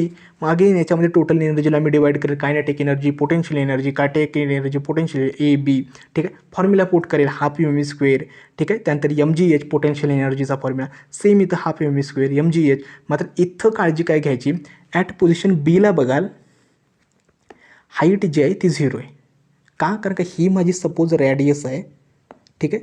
आणि इथं माझं कोऑर्डिनेटिंग सिस्टीम असेल, इथून 0 आहे, इथं ती R पोचली, इथं पोचायला ते 2r झाली. ठीक आहे. हे तुम्हाला थोडं माहिती पाहिजे, समजून यायला पाहिजे. का, कारण का तुम्हाला न्यूमरिकल्समध्ये याचं अंडरस्टँडिंग गरजेचं आहे. ठीक आहे. सेम मी तीच फक्त व्हॅल्यू इथं पुट केल्यात. ठीक आहे. त्यावेळी V B at position B minimum velocity येते √5 rg. ठीक आहे. आय होप तुम्हाला लोअर मोस्ट पोझिशन बीला ही व्हेलॉसिटी समजली असेल. सेम आता येतो पॉईंट पोझिशन सी आणि डीला. ठीक आहे. सी आणि डीला परत मी law of conservation of energy use करेल आणि total energy of E equal to total energy of C. C आणि डी हे पॉईंट्स लक्षात ठेवा एकाच लेंथवरती एकाच ॲक्सिसवरती आहे. त्यामुळे इथं जे टेन्शन असणार आहे, इथं जी व्हेलॉसिटी असणार आहे सीला तीच डीला असणार आहे. ठीक आहे. सेम इथं पण तीच यूज केलेलं आहे. Potential energy at A equal to potential energy plus kinetic energy at C. Again इथं मी व्हॅल्यू यूज केले आहे की लक्षात ठेवा बीला हाईट जी आहे ती एला हाईट जी आहे ती 2r येते, इथं हाईट जी येते ती r येते. ठीक आहे. हे मी पुट केलं तर ॲट सीला लक्षात ठेवा √3rg इतकी तुम्हाला व्हेलॉसिटी मिळते, ही मिनिमम व्हेलॉसिटी. ठीक आहे. सेम डीला आणि सीला. ठीक आहे, हे असतं. ओके. आय होप तुम्हाला हे समजलं असेल. आता टेन्शन कसं आलं किंवा टेन्शन कसं कॅल्क्युलेट केलं तर टेन्शनसाठी आपल्याला वेगळं काही नाही आहे. जसं आपण पहिल्या इक्वेशनमध्ये बघितलं. ठीक आहे. ॲट पोझिशन बीला जर बघितलं तर टेन्शन आपलं अपवर्ड ॲक्ट होतं. ठीक आहे. आणि वेट डाऊनवर्ड ॲक्ट होतं. त्यामुळे TB minus mg equal to mv²/r हे ॲट बीला. ठीक आहे. आता मला बीची व्हेलॉसिटी माहिती आहे किती येते √5rg. ती फक्त मी व्हॅल्यू पुट केली तर आपल्याला मिळतं tension at B equal to 6 mg. Same tension at C equal to tension of D equal to 3 mg. ठीक आहे. आता मी डिराईव्ह करत बसत नाही, ऑलरेडी हे फक्त तुम्हाला फॉर्म्युलाच माहिती पाहिजेत. मात्र हे जर फॉर्म्युला माहिती असेल तर तुमच्या व्यवस्थित न्यूमरिकलसाठी ना खूप याचा फायदा होईल. आय होप तुम्हाला व्हर्टिकल सर्क्युलर मोशन समजलं असेल. ठीक आहे. कारण का हे फॉर्म्युला इथपर्यंत आपल्याला पहिला पार्ट या चॅप्टरचा कंप्लीट होतो. आता इथून पुढे आपल्या चॅप्टरचा सेकंड पार्ट स्टार्ट होतो मोमेंट ऑफ इनर्शिया. ठीक आहे. आता मोमेंट ऑफ इनर्शिया काय आहे त्याच्याबद्दल थोडक्यात सांगतो. एक म्हणजे लक्षात ठेवा ज्यावेळी आपली बॉडी ट्रान्सलेशन मोशन परफॉर्म करत असते त्यावेळी काय होतं तर फक्त त्या बॉडीची जी इनर्शिया आहे ती मास हीच फक्त ॲज अ इनर्शिया म्हणून काय करते. इनर्शिया म्हणजे काय तर बॉडी मूव्ह होत असताना त्याला अपोज करणारा जो फोर्स आहे किंवा जी क्वांटिटी आहे ती असते इनर्शिया. ठीक आहे. आता ट्रान्सलेशन मोशन ज्यावेळी परफॉर्म करते त्यावेळी काय होतं तर फक्त मास आहे ना तीच ॲज अ इनर्शिया किंवा मेजर ऑफ इनर्शिया म्हणून रोल प्ले करतं. मात्र ज्यावेळी तुम्ही रोटेशनल मोशन चा स्टडी करता त्यावेळी फक्त मास कन्सिडर करून चालत नाही. मास आहेच परंतु ते मास रोटेटिंग ॲक्सिसच्या भोवती कसं डिस्ट्रीब्यूट होते हे सुद्धा महत्त्वाचं आहे. त्यामुळे रोटेशनल मोशनमध्ये लक्षात ठेवा मास प्लस त्याचं distribution about the axis of rotation हेच असतं मोमेंट ऑफ इनर्शिया. ठीक आहे. आता पहिल्यांदा आपल्याला समजून घ्यायचं आहे की मोमेंट ऑफ इनर्शिया आणि कायनेटिक एनर्जी ऑफ रोटेशन त्यावरूनच आपल्याला तो फॉर्म्युला डिराईव्ह होतो. ठीक आहे. मग आता सपोज काय करा आपली जो कायनेटिक एनर्जी ऑफ रोटेटिंग बॉडीचा फॉर्म्युला आहे kinetic energy equal to ½ I⍵². ठीक आहे. आय काय आहे वगैरे ते सांगतो पुढे. ठीक आहे. सो सपोज एक ना ही रोटेटिंग बॉडी आहे आणि त्याचे हे मासचे पार्टिकल्स आहेत m1 m2 m3 up to mn. ठीक आहे. जे डिस्टन्स किती आहेत r1 r2 up to rn ने सेपरेटेड आहेत from the axis of rotation. हा जो आहे ॲक्सिस ऑफ रोटेशन आहे जो अँग्युलर व्हेलॉसिटी ओमेगानं रोटेट होते. ठीक आहे. मग आता कायनेटिक एनर्जी ऑफ पहिल्या पार्टिकलची एनर्जी काय असेल तर ½ m1v1². ठीक आहे. तसं सेम सेकंड पार्टिकलची काय असेल m2v2². आता आपल्याला माहिती आहे की v इक्वल टू r⍵. मग आता v1ला मी काय करतो r1⍵ने रिप्लेस करतो. Kinetic energy of first particle काय आली ½ m1r1²⍵². ठीक आहे. ओमेगा कॉन्स्टंट आहे जसं मी सांगितलं अँग्युलर व्हेलॉसिटी कॉन्स्टंट इथं ठेवलेली आहे. फक्त आपली रॅडियस आणि मासेस वेगवेगळे आहेत प्रत्येक पार्टिकलचे. सेम आपल्या इथे सेकंड पार्टिकलचं आलं आणि nth पार्टिकलचं असं. मग टोटल कायनेटिक एनर्जी काय होईल तर net kinetic energy equal to पहिल्या पार्टिकलच्या अप टू n पार्टिकलचं समेशन आहे. ठीक आहे. मग हे जर समेशन सगळ्या इक्वेशन्सला तुम्ही पुट केलं तर समेशन्स आपलं येतं ½ कॉन्स्टंट येतं आणखीन m1r1² plus m2r2² up to mn_rn². आता जर बघाल इक्वेशन हे आपल्या ॲनालॉगस कशासाठी आहे ½ mv² सोबत ॲनालॉगस आहे. ठीक आहे. मग आपण काय करतोय आणि व्ही स्क्वेअर हे आहे हाफ ओमेगा स्क्वेअरच्या कॉन्स्टंट आणि माससारखी जी क्वांटिटी आहे, ठीक आहे, त्याला इथं मी मास नाही इथं आय रिप्लेस करतो. मग आय सारखी जी क्वांटिटी आहे M1R1 square plus M2R2 square up to MnRn square हीच आहे मोमेंट ऑफ इनर्शिया जी आपण आय अक्षराने डिनोट करतोय. ठीक आहे, मग याला मी कंप्लीट रिप्लेस केलेलं आहे आयनं आणि कायनेटिक एनर्जी नेट झालेली आहे हाफ आय ओमेगा स्क्वेअर. जे मी पहिल्या स्लाईडवरती सांगितलं होतं की कायनेटिक एनर्जी आहे हाफ आय ओमेगा स्क्वेअर. ओमेगाला सुद्धा रिप्लेस करता येतं 2πn किंवा 2π/t. ओके, त्यामुळे तुम्हाला ते त्यानुसार फॉर्म्युला चेंज करावं लागेल क्वेश्चननुसार.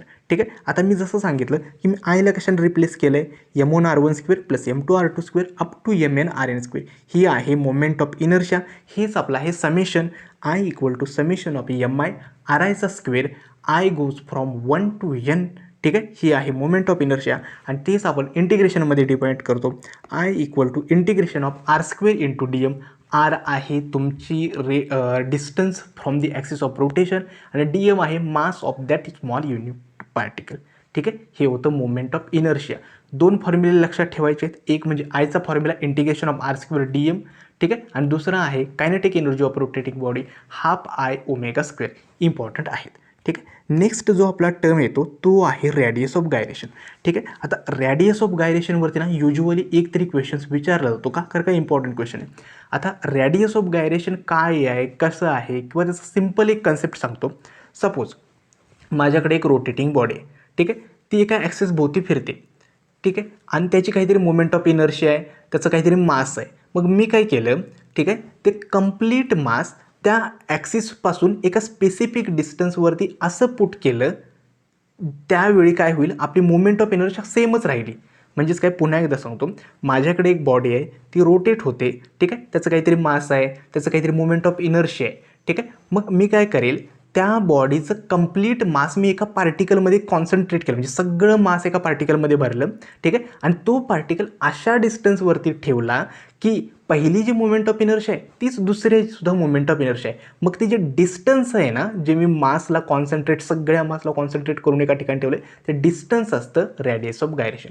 रॅडियस ऑफ गायरेशन हे एक डिस्टन्स आहे, वेगळं वगैरे काही नाही आहे. लक्षात ठेवा, ते मी कॅल्क्युलेट करून सुद्धा तुम्हाला दाखवतो. ठीक आहे, आता याची जर डेफिनेशन बघाल तर काय आहे, तर डेफिनेशनवरती जाण्याची काही गरज नाही. सिम्पली हेच आहे की त्या बॉडीचं कंप्लीट मास अशा एका पोझिशनला ठेवायचं की त्याचं मोमेंट ऑफ इनर्शिया कॉन्स्टंट राहायला पाहिजेत. ठीक आहे, मग सिम्पली त्याचा फॉर्म्युला आहे, मी आय इक्वल टू जो आपला MR स्क्वेअर असतो ना, त्याला मी ना केनं रिप्लेस करतो आणि ते केनं डिनोट करतात. मग I equal to MK square होतं. मग K equal to under root of I upon M. ठीक आहे, हा फॉर्म्युला आहे रॅडियस ऑफ गायरेशनचा. ठीक आहे, आता जर बघाल तुम्ही डिस्कसाठी आपला मोमेंट ऑफ इनर्शिया काय आहे, मी पुढे ते कॅल्क्युलेट करून दाखवणारच आहे. डिस्कसाठी आपला मोमेंट ऑफ इनर्शिया काय आहे, त्याचा फॉर्म्युला आहे हाफ MR स्क्वेअर. ठीक आहे, मग त्याची रॅडियस ऑफ गायरेशन काय होईल, आता आपल्याला फॉर्म्युला तर आपल्याला माहिती आहे रॅडियस ऑफ गायरेशन. मग आयला फक्त मी काय करतो, तर त्याच्या मोमेंट ऑफ इनर्शियाने रिप्लेस करतो. Half MR square divided by M gets cancel equal to R upon under root of 2. ठीक आहे, ही आहे radius of gyration for a disc. ठीक आहे, सेम तुम्ही रिंगसाठी कॅल्क्युलेट करू शकता. रिंगसाठी काय होणार आहे, तर रिंगसाठी काय असते, तर त्याचं K equal to under root of I upon M.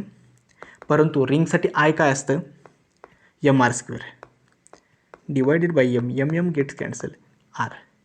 ठीक आहे, त्यामुळे लक्षात ठेवा रॅडियस ऑफ गायरेशन डिस्कसाठी काय झालं, तर रॅडियसच्या पेक्षा सुद्धा थोडंफार कमी अंतरावरती हे रॅडियस ऑफ गायरेशन एक्झिस्ट करते. म्हणजे त्या पूर्ण डिस्कचं मास समजा या डिस्टन्सवरती जर ठेवलं ना, तर मोमेंट ऑफ इनर्शिया सेम राहणार आहे त्याची. ठीक आहे, सेम तुम्हाला जर रिंगसाठी जर बघायचं असेल तर रिंगसाठी तुम्हाला मोमेंट ऑफ इनर्शिया आणि रॅडियस ऑफ गायरेशन जे आहे, ठीक आहे, ती R या डिस्टन्सवरतीच आहे. ठीक आहे, आय होप तुम्हाला रॅडियस ऑफ गायरेशन समजले. फॉर्म्युला लक्षात ठेवा K equal to under root of I upon M. फक्त आपल्याला जर फॉर्म्युला दिला असेल मोमेंट ऑफ इनर्शिया वगैरे, तर आयला आपल्याला रिप्लेस करता आलं पाहिजेत आणि रॅडियस ऑफ गायरेशन कॅल्क्युलेट करता आले पाहिजेत. ठीक आहे, नेक्स्ट टॉपिक येतो अँग्युलर मोमेंटम किंवा मोमेंट ऑफ लिनियर मोमेंटम. ठीक आहे, याच्यामध्ये आता मी जर स्लाईडवरती फॉर्म्युला दाखवतो इम्पॉर्टंट आहे. ठीक आहे, थोडक्यात सांगतो की अँग्युलर मोमेंटम काय आहे. तर ज्यावेळी आपण फॅनचं स्विच बंद करतो ठीक आहे. स्विच ऑफ केल्यानंतर काही वेळ फॅन स्टार्ट राहतं, म्हणजे त्याचे रोटेशन्स आहेत ना सर्टन टाईमला म्हणजे थांबत नाहीत ॲट अ टाईम, जसं स्विच ऑफ केला जाईल. ठीक आहे, ते कंटिन्यू राहतात. मग जी प्रॉपर्टी अपोज करते बॉडीच्या रोटेशनला, ठीक आहे, किंवा ते कंटिन्यू होऊ देते, ठीक आहे, ती आहे अँग्युलर मोमेंटम.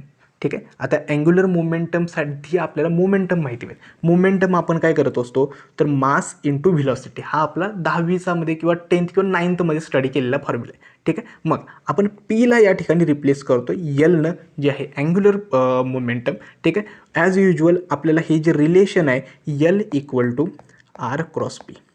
ठीक आहे. रिलेशन बिटवीन अँग्युलर मोमेंटम आणि लिनियर मोमेंटम, हे याचं इक्वेशन आहे. ठीक आहे. त्यामुळे एलचा पहिला फॉर्म्युला तयार होतो L equal to R P sine theta, आणि एलचा दुसरा फॉर्म्युला आहे L equal to I omega, जो मी पुढे तुम्हाला सांगणार आहे. ठीक आहे. हे दोन फॉर्म्युले लक्षात ठेवा अँग्युलर मोमेंटमसाठी, L equal to R P sine theta आणि L equal to I omega.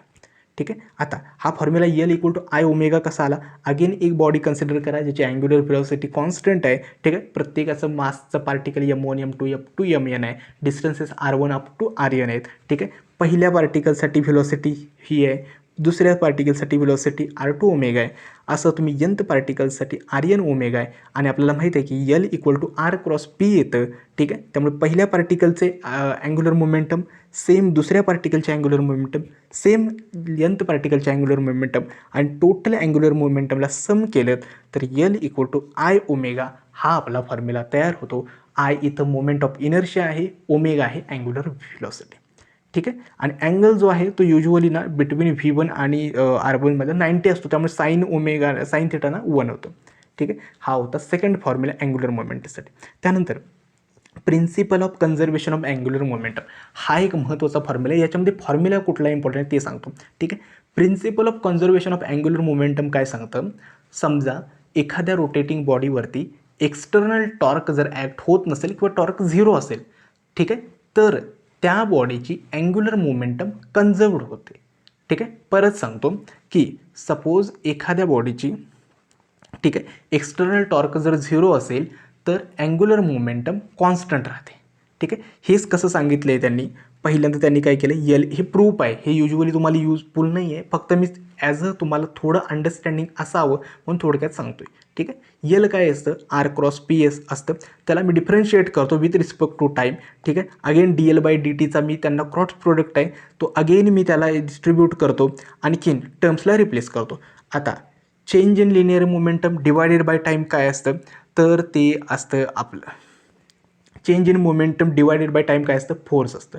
ठीक आहे. Again D R by D T, D R by D T लक्षात ठेवा, D R by D T म्हणजेच काय, चेंज इन डिस्टन्सच आहे, divided by time म्हणजे ती व्हिलॉसिटी आहे. अगेन या टर्म्सला रिप्लेस केलं तर आपल्याला मिळतं D L by D T equal to R cross F.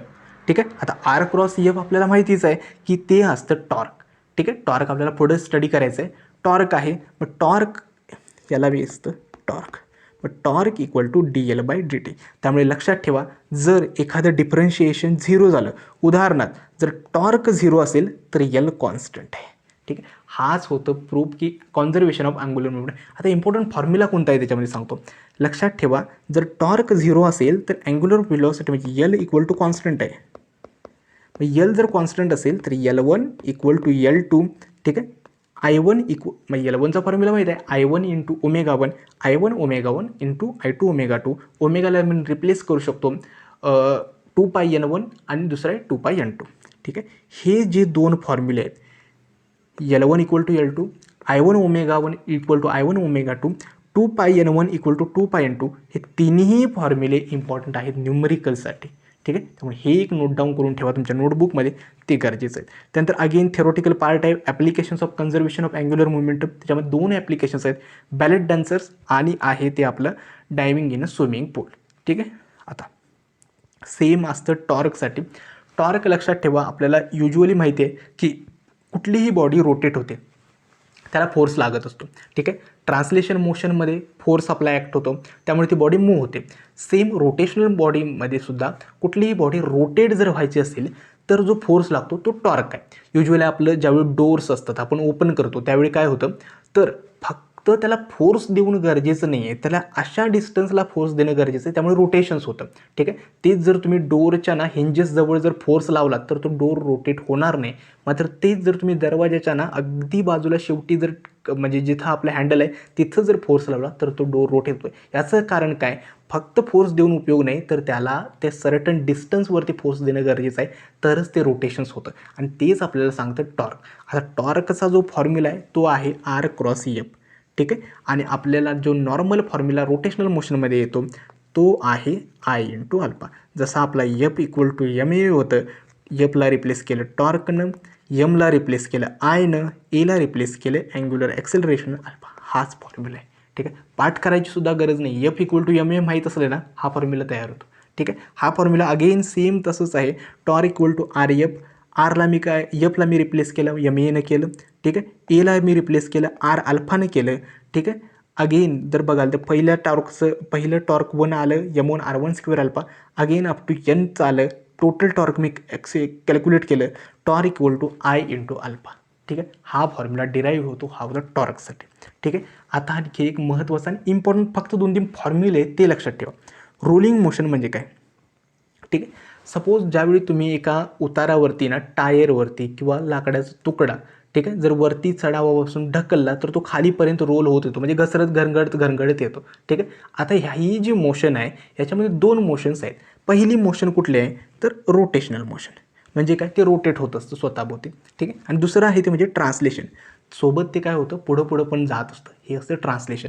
मग ही जी मोशन आहे ट्रान्सलेशन प्लस रोटेशनल, याला बोलतो आपण रोलिंग मोशन. ठीक आहे. मग रोलिंग मोशनमध्ये कायनेटिक एनर्जी किती आहे, ठीक आहे, त्या बॉडीची व्हेलॉसिटी किती आहे, ॲक्सेलरेशन किती आहे, हे तुम्हाला थोडे फॉर्म्युले पाहिजे. युजली याच्यावरती जास्त क्वेश्चन्स येत नाहीत, फक्त फॉर्म्युले तुम्हाला सांगतो. ठीक आहे. मग kinetic energy of rolling body काय असते तर total energy equal to rotational kinetic energy plus translational kinetic energy. ठीक आहे. मग रोटेशनल आपल्याला माहिती आहे हाफ आय ओमेगा स्क्वेअर. ठीक आहे. ट्रान्सलेशन माहिती आहे हाफ एम व्ही स्क्वेअर. मात्र ओमेगाला मी काय करेल व्ही बाय आरनं रिप्लेस करेल, आयला कायने रिप्लेस करेल एम के एन स्क्वेअर, कारण का मला रेडियस ऑफ गायरेशनच्या फॉर्ममध्ये ती उत्तर हवं आहे. मग हा जर फॉर्म्युला बघितला तर टोटल जी आपली कायनेटिक एनर्जी येते, total kinetic energy half M V square 1 K square. एक मिनिट, हा फॉर्म्युला थोडा मे बी एकदा कन्फर्म करू द्या. Half M V square 1 plus K square by R square. ठीक आहे. आता थोडं समजायला सोपं जाईल. ठीक आहे. हा आहे total energy of a rolling body. ठीक आहे. म्हणजे अशी बॉडी जी रोलिंग मोशन परफॉर्म करते त्याची total kinetic energy half M V square into 1 plus K square by R square. हा एक फॉर्म्युला लक्षात ठेवा. दुसरा आहे तर बॉडीची व्हेलॉसिटी. ठीक आहे. व्हेलॉसिटी आणि ॲक्सेलरेशन वगैरेच विचारलं आहे. सपोज ती बॉडी या पोझिशनपासून, ठीक आहे, इथपर्यंत घरंगळत आली. ओके. हा थीटा आहे, ही त्याची हाईट आहे. ठीक आहे. आणि ही याच इतकं हे डिस्टन्स ते कवर केलं आहे. ठीक आहे. Obviously H equal to S sine theta येतं. ठीक आहे. मग एनर्जी आपल्याला माहीत आहे एम जी एच, कारण का इथली पोटेन्शियल एनर्जी इथं कन्वर्ट होणार आहे. ठीक आहे. ही पोटेन्शियल एनर्जी इथं येऊन कायनेटिक एनर्जीमध्ये कन्वर्ट होणार आहे, आणि तेच आहे E equal to M G H equal to half M V square 1 plus K square. याला जर तुम्ही सॉल्व केलं तर डायरेक्टली तुम्हाला फॉर्म्युला देतो आहे. हा फॉर्म्युला पण लक्षात ठेवा, V equal to under root of 2GH 1 plus K square divided by R square. ठीक आहे. हा आहे velocity of a rolling body. म्हणजेच काय होतं, वरची जी potential energy M G H आहे ती कन्वर्ट होते. इथं जी टोटल एनर्जीचा फॉर्म्युला मी आपण मागच्या एक्सप्रेशनमध्ये कन्वर्ट केलं आहे त्यावरून, आणि ह्याला इक्वेशनला सॉल्व केलं तर ही इक्वेशन आपल्याला मिळतं. ही आहे व्हेलॉसिटी. ठीक आहे. सेम त्याच बॉडीचा तर ॲक्सेलरेशन बघा, ॲक्सेलरेशनचा सुद्धा फॉर्म्युला हाच आहे. ठीक आहे. A equal to G sine theta upon 1 plus K square divided by R square.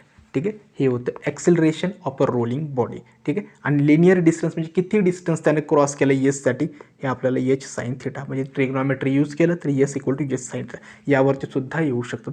आणखीन 2 एक पॉईंट आहेत, ते म्हणजे काय, ज्यावेळी प्युअर स्लायडिंग विदाऊट फ्रिक्शन असतं त्यावेळी ॲक्सेलरेशन काय जी साइन थिटा असतं. ठीक आहे. आणि velocity under root of 2GH. ठीक आहे. आणखीन एक महत्त्वाचा मुद्दा आहे, ज्यावेळी बॉडी रोलिंग होत असते त्यावेळी त्या बॉडीची ट्रान्सलेशन मोशन आणि रोटेशनल मोशनचा रेशो किती आहे. म्हणजे समजा ती बॉडी इथूनपासून इथपर्यंत आली, त्या पूर्ण प्रवासामध्ये त्याची जी ट्रान्सलेशन कायनेटिक एनर्जी आहे, ट्रान्सलेशन ती अराउंड 60% असते आणि रोटेशनल असते 40%. हा जो रेशो आहे translation kinetic energy, rotational kinetic energy to total kinetic energy 1:k²/r² is to 1+k²/r². इतका तो रेशिओ असतो. ठीक आहे, हे एक इम्पॉर्टंट आहे थिओरॉटिकल कन्सेप्टसाठी. ठीक आहे, आता येऊया मोमेंट ऑफ इनर्शिया कॅल्क्युलेट करण्याचे जे 2 थेरम आहेत आणि आपले शेवटचे जे फॉर्म्युला राहिले त्यावरती. ठीक आहे, तर थेरम ऑफ पॅरलल ॲक्सिस. ठीक आहे, 2 थेरम आहेत, थेरम ऑफ पॅरलल ॲक्सिस आणि परपेंडिक्युलर ॲक्सिस. पहिल्यांदा काळजी घ्या की थेरम ऑफ पॅरलल ॲक्सिस कशासाठी आपण कुठलीही बॉडी असेल, ठीक आहे, म्हणजे कोणत्याही शेपची बॉडी असेल त्याला theorem of parallel axis applicable आहे. ठीक आहे, परपेंडिक्युलर ॲक्सिस थेरम जो आहे फक्त लॅमिनर म्हणजे फ्लॅट बॉडीसाठी ॲप्लिकेबल आहे. ठीक आहे, मग पॅरलल ॲक्सिस थेरम काय सांगतो लक्षात ठेवा. डेफिनेशनवरती जाण्याची काही गरज नाही, फक्त फॉर्म्युला लक्षात ठेवा. IO = IC + mh². ठीक आहे, याचा अर्थ काय, सपोज मला मोमेंट ऑफ इनर्शिया कुठल्याही ॲक्सिस भोवती जर कॅल्क्युलेट करायचं असेल, ठीक आहे, कुठलाही ॲक्सिस, समजा हा ॲक्सिस आहे, ठीक आहे, याला मी IO नाव देतो. या ॲक्सिस भोवती जर मोमेंट ऑफ इनर्शिया कॅल्क्युलेट करायचं असेल तर काय करेल, पहिल्यांदा मला माहिती पाहिजे सेंटर ऑफ मासमधून जो ॲक्सिस जातो त्याचा मोमेंट ऑफ इनर्शिया जो पॅरलल आहे, ज्या ॲक्सिस भोवती मला मोमेंट ऑफ इनर्शिया कॅल्क्युलेट करायचे तो, ओके, प्लस जे डिस्टन्स आहे बिटवीन 2 ॲक्सिस, म्हणजेच काय, IO हा मोमेंट ऑफ इनर्शिया मला फाइंड करायचा आहे. त्यासाठी मला लागणार आहे सेंटर ऑफ मासमधून जाणारा ॲक्सिस जो पॅरलल आहे IOला, ठीक आहे, plus mass of that body into जे डिस्टन्स आहे दोन्ही ॲक्सिसमधलं याच्या एवढं, त्याचं स्क्वेअर. ठीक आहे, हा आहे आपला थेरम ऑफ पॅरलल ॲक्सिस. ठीक आहे, आता याचं प्रूफ वगैरे पुढे दाखवलेलंच आहे, परंतु एवढं लक्षात ठेवा, तुम्हाला ते जनरली ना त्याचा मोमेंट ऑफ इनर्शिया कॅल्क्युलेट करण्यासाठी थेरम कुठला यूज करायचा हे स्वतः तुम्हाला समजलं पाहिजे. ठीक आहे, 2 गोष्टी आहेत. मला जर समजा त्या बॉडीच्या सेंटरमधून जाणारा मोमेंट ऑफ इनर्शिया माहिती असेल, ठीक आहे, आणि विचार असेल की एक या ॲक्सिस भोवती काढा आणि दोन्हीमध्ये डिस्टन्स आहे, सहज समजलं पाहिजे की पॅरलल ॲक्सिसचा theorem IO = IC + mh² use करायचा आहे. ठीक आहे, परपेंडिक्युलर ॲक्सिसचा थेरम म्हणजे काय, तर आता पॅरलल ॲक्सिसचं ना प्रूफ वगैरे इथं दिलेलं आहे. ठीक आहे, मात्र हे गरजेचं नाही आहे CETसाठी. ठीक आहे, यू कॅन टेक स्क्रीनशॉट. CETमध्ये म्हणजे तुमच्या बोर्ड एक्झामच्या पुस्तकामध्ये सुद्धा दिलं आहे, परंतु ते एक्सप्लेन वगैरे काही करत बसत नाही, कारण का बोर्ड एक्झामसाठी इम्पॉर्टंट आहे, CETसाठी नाही. ठीक आहे, दुसरा आहे theorem of perpendicular axis. Perpendicular ॲक्सिसचा थेरम जो आहे फक्त लॅमिनर बॉडीसाठी ॲप्लिकेबल आहे. लॅमिनर म्हणजे काय, फ्लॅट बॉडी किंवा त्याला आपण पापुद्रा बोलतो. ठीक आहे, त्यासाठी हा परपेंडिक्युलर ॲक्सिसचा थेरम लागू आहे. ओके, मग लॅमिनर ऑब्जेक्ट्स कुठले आहे, रिंग आहे, डिस्क आहे, लीप आहे, प्लेन शीट आहे. ठीक आहे, हे सगळ्या लॅमिनर ॲक्सिस आहेत, लॅमिनर बॉडीज आहेत. ठीक आहे, मग याच्यामध्ये काय सांगितलं असतं, सपोज हा एक ना मी एक पत्रा कन्सिडर करतो आहे. ठीक आहे, आता ह्यामध्ये जर बघाल मी काय करतो, 2 ॲक्सिस कन्सिडर करतो. हा माझा X ॲक्सिस आहे आणि हा माझा Y ॲक्सिस आहे आणि हा माझा X ॲक्सिस आहे. ठीक आहे, मग मला काय करायचं आहे, मी असा एक उभा ॲक्सिस ना कन्सिडर करतो आहे, हा आहे माझा Z ॲक्सिस. मग मला मोमेंट मी काय करतो आहे, हा असा Z ॲक्सिस आहे आणि इथं माझा असा पत्र आहे. ठीक आहे, मग या Z ॲक्सिस भोवती ना ती बॉडी रोटेट होते. मग आता मोमेंट ऑफ इनर्शिया मी कसा कॅल्क्युलेट करण्यासाठी, त्यासाठी हा थेरम ऑफ परपेंडिक्युलर आहे. मग काय करावे लागतात, पहिली गोष्ट म्हणजे काय, तिन्ही ॲक्सिस म्युच्युअली परपेंडिक्युलर पाहिजेत, म्हणजे 90 डिग्रीचा अँगल पाहिजे. ठीक आहे, मग moment of inertia about Z axis = IX + IY. म्हणजेच काय, moment of inertia about Z axis = moment of inertia about X axis + Y axis. ठीक आहे, हेच असतं, हाच थेरम आहे जो आपल्याला लागू होतो प्लेन लॅमिनार बॉडीजसाठी. इतकंच सांगतो की जर 3 ॲक्सिस म्युच्युअली परपेंडिक्युलर असतील तर असा म्हणजे तर आपल्याला ज्या ॲक्सिस भोवती थेरम म्हणजे कॅल्क्युलेट करायचं आहे ते समेशन असणार आहे इतर 2 ॲक्सिसचं. ठीक आहे, हेच या ठिकाणी दिलेलं आहे. अगेन याचंसुद्धा प्रूफ आहे, याचीसुद्धा काही गरज नाही आहे, फक्त ते मी स्लाईड्समध्ये एक्सप्लेन केलेलं आहे किंवा घेतलेलं आहे. आता ते एक्सप्लेन करत बसणं नाही, जास्तच टाईम कन्झ्युमिंग होईल. ठीक आहे, मग आता शेवटचे फायनल फॉर्म्युले आपल्याला जे 2 थेरम समजलेत. ठीक आहे, फॉर्म्युल्यामध्ये तुम्हाला एक फॉर्म्युला सेंट्रल ॲक्सिसचा फॉर्म्युला आहे ना सगळ्यांनी पाठ करून ठेवायचा प्रत्येक बॉडीचं. का? कारण का ते तुम्हाला डायरेक्टली ॲक्सिस बदलणार आहेत. फॉर्म्युला तुम्हाला स्वतःला बनवावं लागेल. कसा फॉर्म्युला बनायचं ते सांगतो. ठीक आहे, मी काय सांगतोय, ऑब्जेक्ट कुठलीही असू देत त्याच्या सेंट्रल ॲक्सिसमधनं जाणारा तुम्हाला फॉर्म्युला माहिती पाहिजे मोमेंट ऑफ इनर्शिया. ठीक आहे, बाकी तुम्ही त्याचा ऑब्जेक्टचा ॲक्सेस कुठेही असू द्यात ते तुम्ही कॅल्क्युलेट कसा करायचं हे मी तुम्हाला दाखवतो. आता मी काय करेल, एक सर्क्युलर रिंग घेतलेली आहे, आर रेडियसची रिंग आहे, मास यम आहे. ठीक आहे, सर्क्युलर रिंग असेल तर त्याच्या जर सेंट्रल ॲक्सिस म्हणजे an axis passing through its centre and perpendicular to the plane of the ring, त्याचा जो फॉर्म्युला आहे mr², हा फॉर्म्युला फक्त पाठ करायचा आहे. ठीक आहे, आता तुम्हाला वेगवेगळ्या केसेस मी कन्सिडर करून सांगतो. सपोज त्यांनी काय म्हटलं की एक रिंग आहे, ठीक आहे, त्याच्या बरोबर टँजंट आणि परपेंडिक्युलर टू प्लेनमधून जाणाऱ्या ॲक्सिसमध्ये ती रोटेट होते, तर मोमेंट ऑफ इनर्शिया कसे कॅल्क्युलेट करायचं. आता मला हे तर माहिती आहे की सेंटरमधून जर जात असेल तर त्याचा फॉर्म्युला mr². ठीक आहे, हे डिस्टन्स आहे आर आहे. ठीक आहे, आणि मला इथला कॅल्क्युलेट करायचं आहे. मग आपण काय करेल, थेरम ऑफ पॅरल ॲक्सिस यूज करेल आणि काय करेल, IO इक्वल टू IC काय आहे mr² प्लस एच किती आहे आर आहे r². ठीक आहे, मग फॉर्म्युला काय होईल, IO इक्वल टू 2mr². समजलं कसा फॉर्म्युला कॅल्क्युलेट करायचा आहे. सेम आता त्यांनी काय विचारलं की an axis passing through its diameter, म्हणजेच काय, रिंग अशी आहे तिच्या डायमीटरमधून जातो आहे फॉर्म्युला. डायमीटर आणि सेंटर हा वेगवेगळे आहेत. सपोज ही माझी रिंग असेल आणि हा माझा सेंटर आहे. ठीक आहे, डायमीटर म्हणजे काय होतं, तर रिंग असेल तर याच्या बरोबरचा डायमीटरमधून जात असेल. मग अशा सिच्युएशनला तुम्ही काय यूज करणार. आता जर तो ॲक्सिस डायमीटरमधून जात असेल तर मला हे माहिती आहे की आता या ठिकाणी ना theorem of perpendicular axis use करावं लागेल. का सांगतो, तर आता काय करायचं आहे, मला त्याच्या डायमीटरमधून फाइंड होणारा मोमेंट ऑफ इनर्शिया फाइंड करायचा आहे. डायमीटर म्हणजे लक्षात ठेवा इथं आपल्याला परपेंडिक्युलर ॲक्सिस यूज करावं लागेल. म्हणजेच काय, सपोज हा माझा डायमीटर आहे. ठीक आहे, मग डायमीटरमध्ये काय होतं, एकतर मी काय करेल, दोन ॲक्सिस अजून ड्रॉ करेल. एक म्हणजे त्याला परपेंडिक्युलर असणार आणि सेंटरमधनं जाणारा ॲक्सिस, आणि दुसरा आहे ते म्हणजे काय, तर अगेन एक ॲक्सिस परपेंडिक्युलर ड्रॉ करेल जो पण डायमीटरमधूनच जातो. ठीक आहे, आता अगेन लक्षात ठेवा की IZ equal to IX plus IY. ठीक आहे, IX प्लस IY ही दोन्हीही डायमीटरमधून जातात, त्यामुळे यांचा मोमेंट ऑफ इनर्शिया काय असणार आहे, सेम असणार आहे. ठीक आहे, त्यामुळे 2IX okay equal to IZ सेंटरमधून जाणारं काय mr². ठीक आहे, म्हणून IX equal to half mr². हा फॉर्म्युला परपेंडिक्युलर ॲक्सिसचा यूज करून येतो. सेम आता काय करायचं आहे, a tangent and in the plane of the ring हा करायचं आहे. ठीक आहे, अगेन हा फॉर्म्युला जसं मी तुम्हाला सांगितलं आहे की ऑलरेडी आपण ना टँजंट इन इट्स प्लेनचं सांगितलं आहे. ठीक आहे,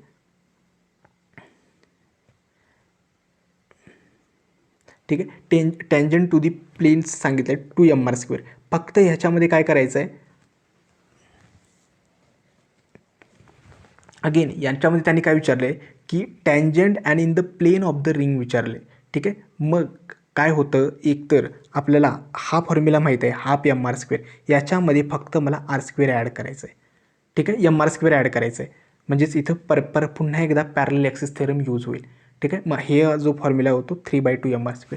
लक्षात ठेवा, फक्त सेंटरचा फॉर्म्युला लक्षात ठेवा आणि त्यानंतर formulas perpendicular axis, parallel axis स्वतः इमॅजिन करून यूज करायला शिका. ठीक आहे, सेम इथं डिस्कसाठी आहे. डिस्कसाठी सेंटर ऑफ मासमधून फॉर्म्युला होतो हाफ mr². ठीक आहे, तेच जर डिस्कमध्ये ॲक्सिस ना टँजंटला आहे आणि परपेंडिक्युलर आहे. ठीक आहे, हा फॉर्म्युला मला माहिती आहे किती आहे, हाफ mr². मी इथं theorem of parallel axis use करतो आहे, प्लस मास इंटू डिस्टन्स आहे r², याचं जर येतं 3/2 mr².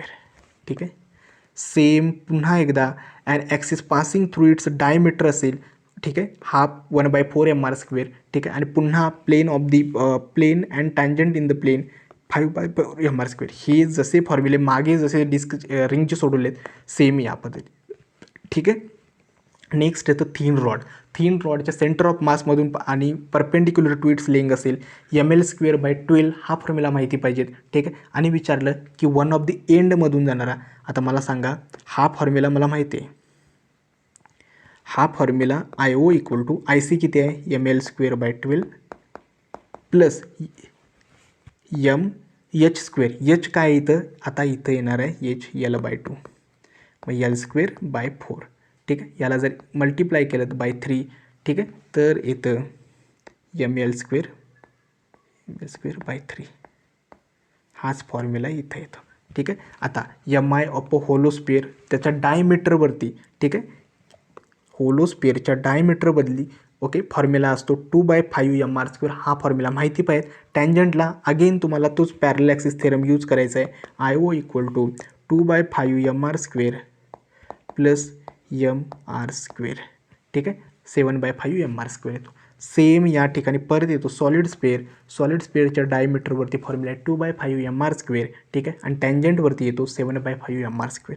ठीक आहे, सेम सिलेंडरचा फॉर्म्युला लक्षात ठेवा. सिलेंडर जर असेल आणि ते ॲक्सिसमध्ये मिडल ॲक्सिसमधून जर रोटेट असेल तर त्याचा फॉर्म्युला हाफ mr² येतो, जसा डिस्कचा आहे. ठीक आहे, इमॅजिन करा ही सुद्धा एक डिस्कच आहे, फक्त याची लेंथ किंवा जी जाडी आहे थिकनेस ती कमी आहे. ठीक आहे, तोच फॉर्म्युला आहे. आणि tangent parallel to plane 3/2 mr². Again ते जर परपेंडिक्युलर अँड लेंथसाठी mr²/4 प्लस हे थोडे फॉर्म्युले कॉम्प्लिकेटेड, याच्यावरती युज्युअली क्वेश्चन्स विचारले जात नाहीत. फॉर्म्युले कॉम्प्लिकेटेड असले त्याच्यावरती क्वेश्चन्स विचारले जात नाहीत, इझी सिम्पल वेनंच विचारलं जातं. ठीक आहे, अगेन हा एक सुद्धा फॉर्म्युला आहे, तुम्ही स्क्रीनशॉट घेऊ शकता. ठीक आहे, अगेन हे बुकमधले फॉर्म्युले आहेत, लाईक हे प्लेटसाठी फॉर्म्युला आहे. ठीक आहे, युनिफॉर्म सॉलिड सर्क्युलर रिंगसाठी फॉर्म्युला आहे. ठीक आहे, युनिफॉर्म राईट सर्क्युलर कोनसाठी फॉर्म्युले आहेत. हे फॉर्म्युलेसुद्धा माहिती असायला पाहिजेत. ठीक आहे, आता हे डिराईव्ह वगैरे करत बसायची वेळच नाही आहे. युज्युअली फक्त सेंट्रल ॲक्सिसचे पॉईंट फॉर्म्युले माहिती ठेवा, बाकी ऑटोमॅटिकली सगळे डिराईव्ह होतात. ठीक आहे, आणखीन हे ॲन्युलर रिंग आहे. ठीक आहे, हा एक काही फॉर्म्युले आहेत. ठीक आहे, आता हे काही इम्पॉर्टंट शेवटी जे काही इम्पॉर्टंट जे फॉर्म्युलाज आहेत ते मी दिलेले आहे, जसं की omega equal to V/R, omega equal to θ/t, omega equal to 2π/t, omega equal to 2πn. हे सगळे फॉर्म्युला अँग्युलर व्हेलॉसिटी रिलेटेड आहेत. हा फॉर्म्युला कसा मॅनिप्युलेट करायचा हे तुम्हाला समजलं पाहिजे. अँग्युलर डिस्प्लेसमेंट रिलेटेड फॉर्म्युले आहेत, अँग्युलर ॲक्सेलरेशन रिलेटेड आहे, लिनियर व्हेलॉसिटी रिलेटेड आहे, सेंट्रिपिटल ॲक्सेलरेशनचे फॉर्म्युले दिलेले आहेत. ठीक आहे, टँजन्शियल ॲक्सेलरेशनचं आहे, सेंट्रिपिटल फोर्सचे सगळे फॉर्म्युले आहेत, सेंट्रिफ्युगल फोर्सचे फॉर्म्युले. आय होप तुम्हाला हे लेक्चर समजलं असेल. ठीक आहे, पहिली गोष्ट म्हणजे काय, थिओरॉटिकल कन्सेप्ट जर समजल्या नसतील अगेन टाईम स्टॅम्पवरती मागे जा आणि त्या सगळ्या गोष्टी परत एकदा बघा. एकदा थिओरॉटिकल कन्सेप्ट या समजल्या की आपण पुढच्या लेक्चरमध्ये आपलं जे आहेत न्यूमरिकल्स आपण जास्तीत जास्त सॉल्व करतो. फक्त तुम्हाला एक माहिती पाहिजे काय, फॉर्म्युला न्यूमरिकल्समध्ये आपण काय म्हणजे स्ट्रॅटेजी फॉलो करणार आहेत.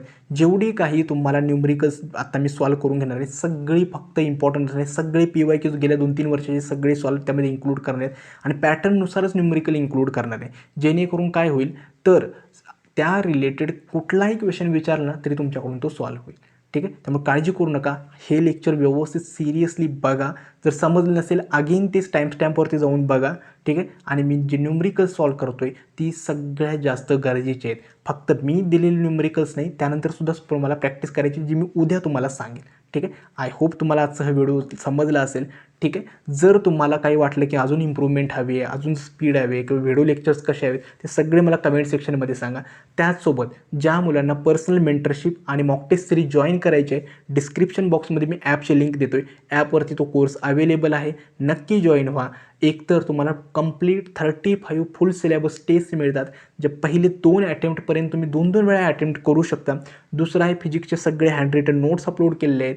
ठीक आहे, फॉर्म्युला शीट्स दिलेले आहेत आणि सगळ्यात महत्त्वाचं आहे पर्सनल मेंटरशिप. म्हणजे जर तुम्हाला काही डाऊट्स असेल प्रिपरेशन रिलेटेड, तुमच्या अभ्यासा रिलेटेड किंवा CETच्यामध्ये कुठल्याही काही डाऊट्स असतील ना, डायरेक्टली तुम्ही पर्सनली माझ्याशी कनेक्ट होऊ शकता. ठीक आहे, हे मेंटरशिप प्रोग्राम आणि मॉक टेस्ट सिरीज नक्की तुमच्या प्रिपरेशनमध्ये मदत करतील. ठीक आहे, ज्यांना जॉईन करायचं आहे डिस्क्रिप्शन बॉक्समध्ये मी लिंक देतो आहे. ठीक आहे, आजचा हा लेक्चर कसं वाटलं हे सुद्धा मला कमेंट सेक्शनमध्ये सांगा. आजचा हा व्हिडिओ मी येथेच थांबवतो. धन्यवाद.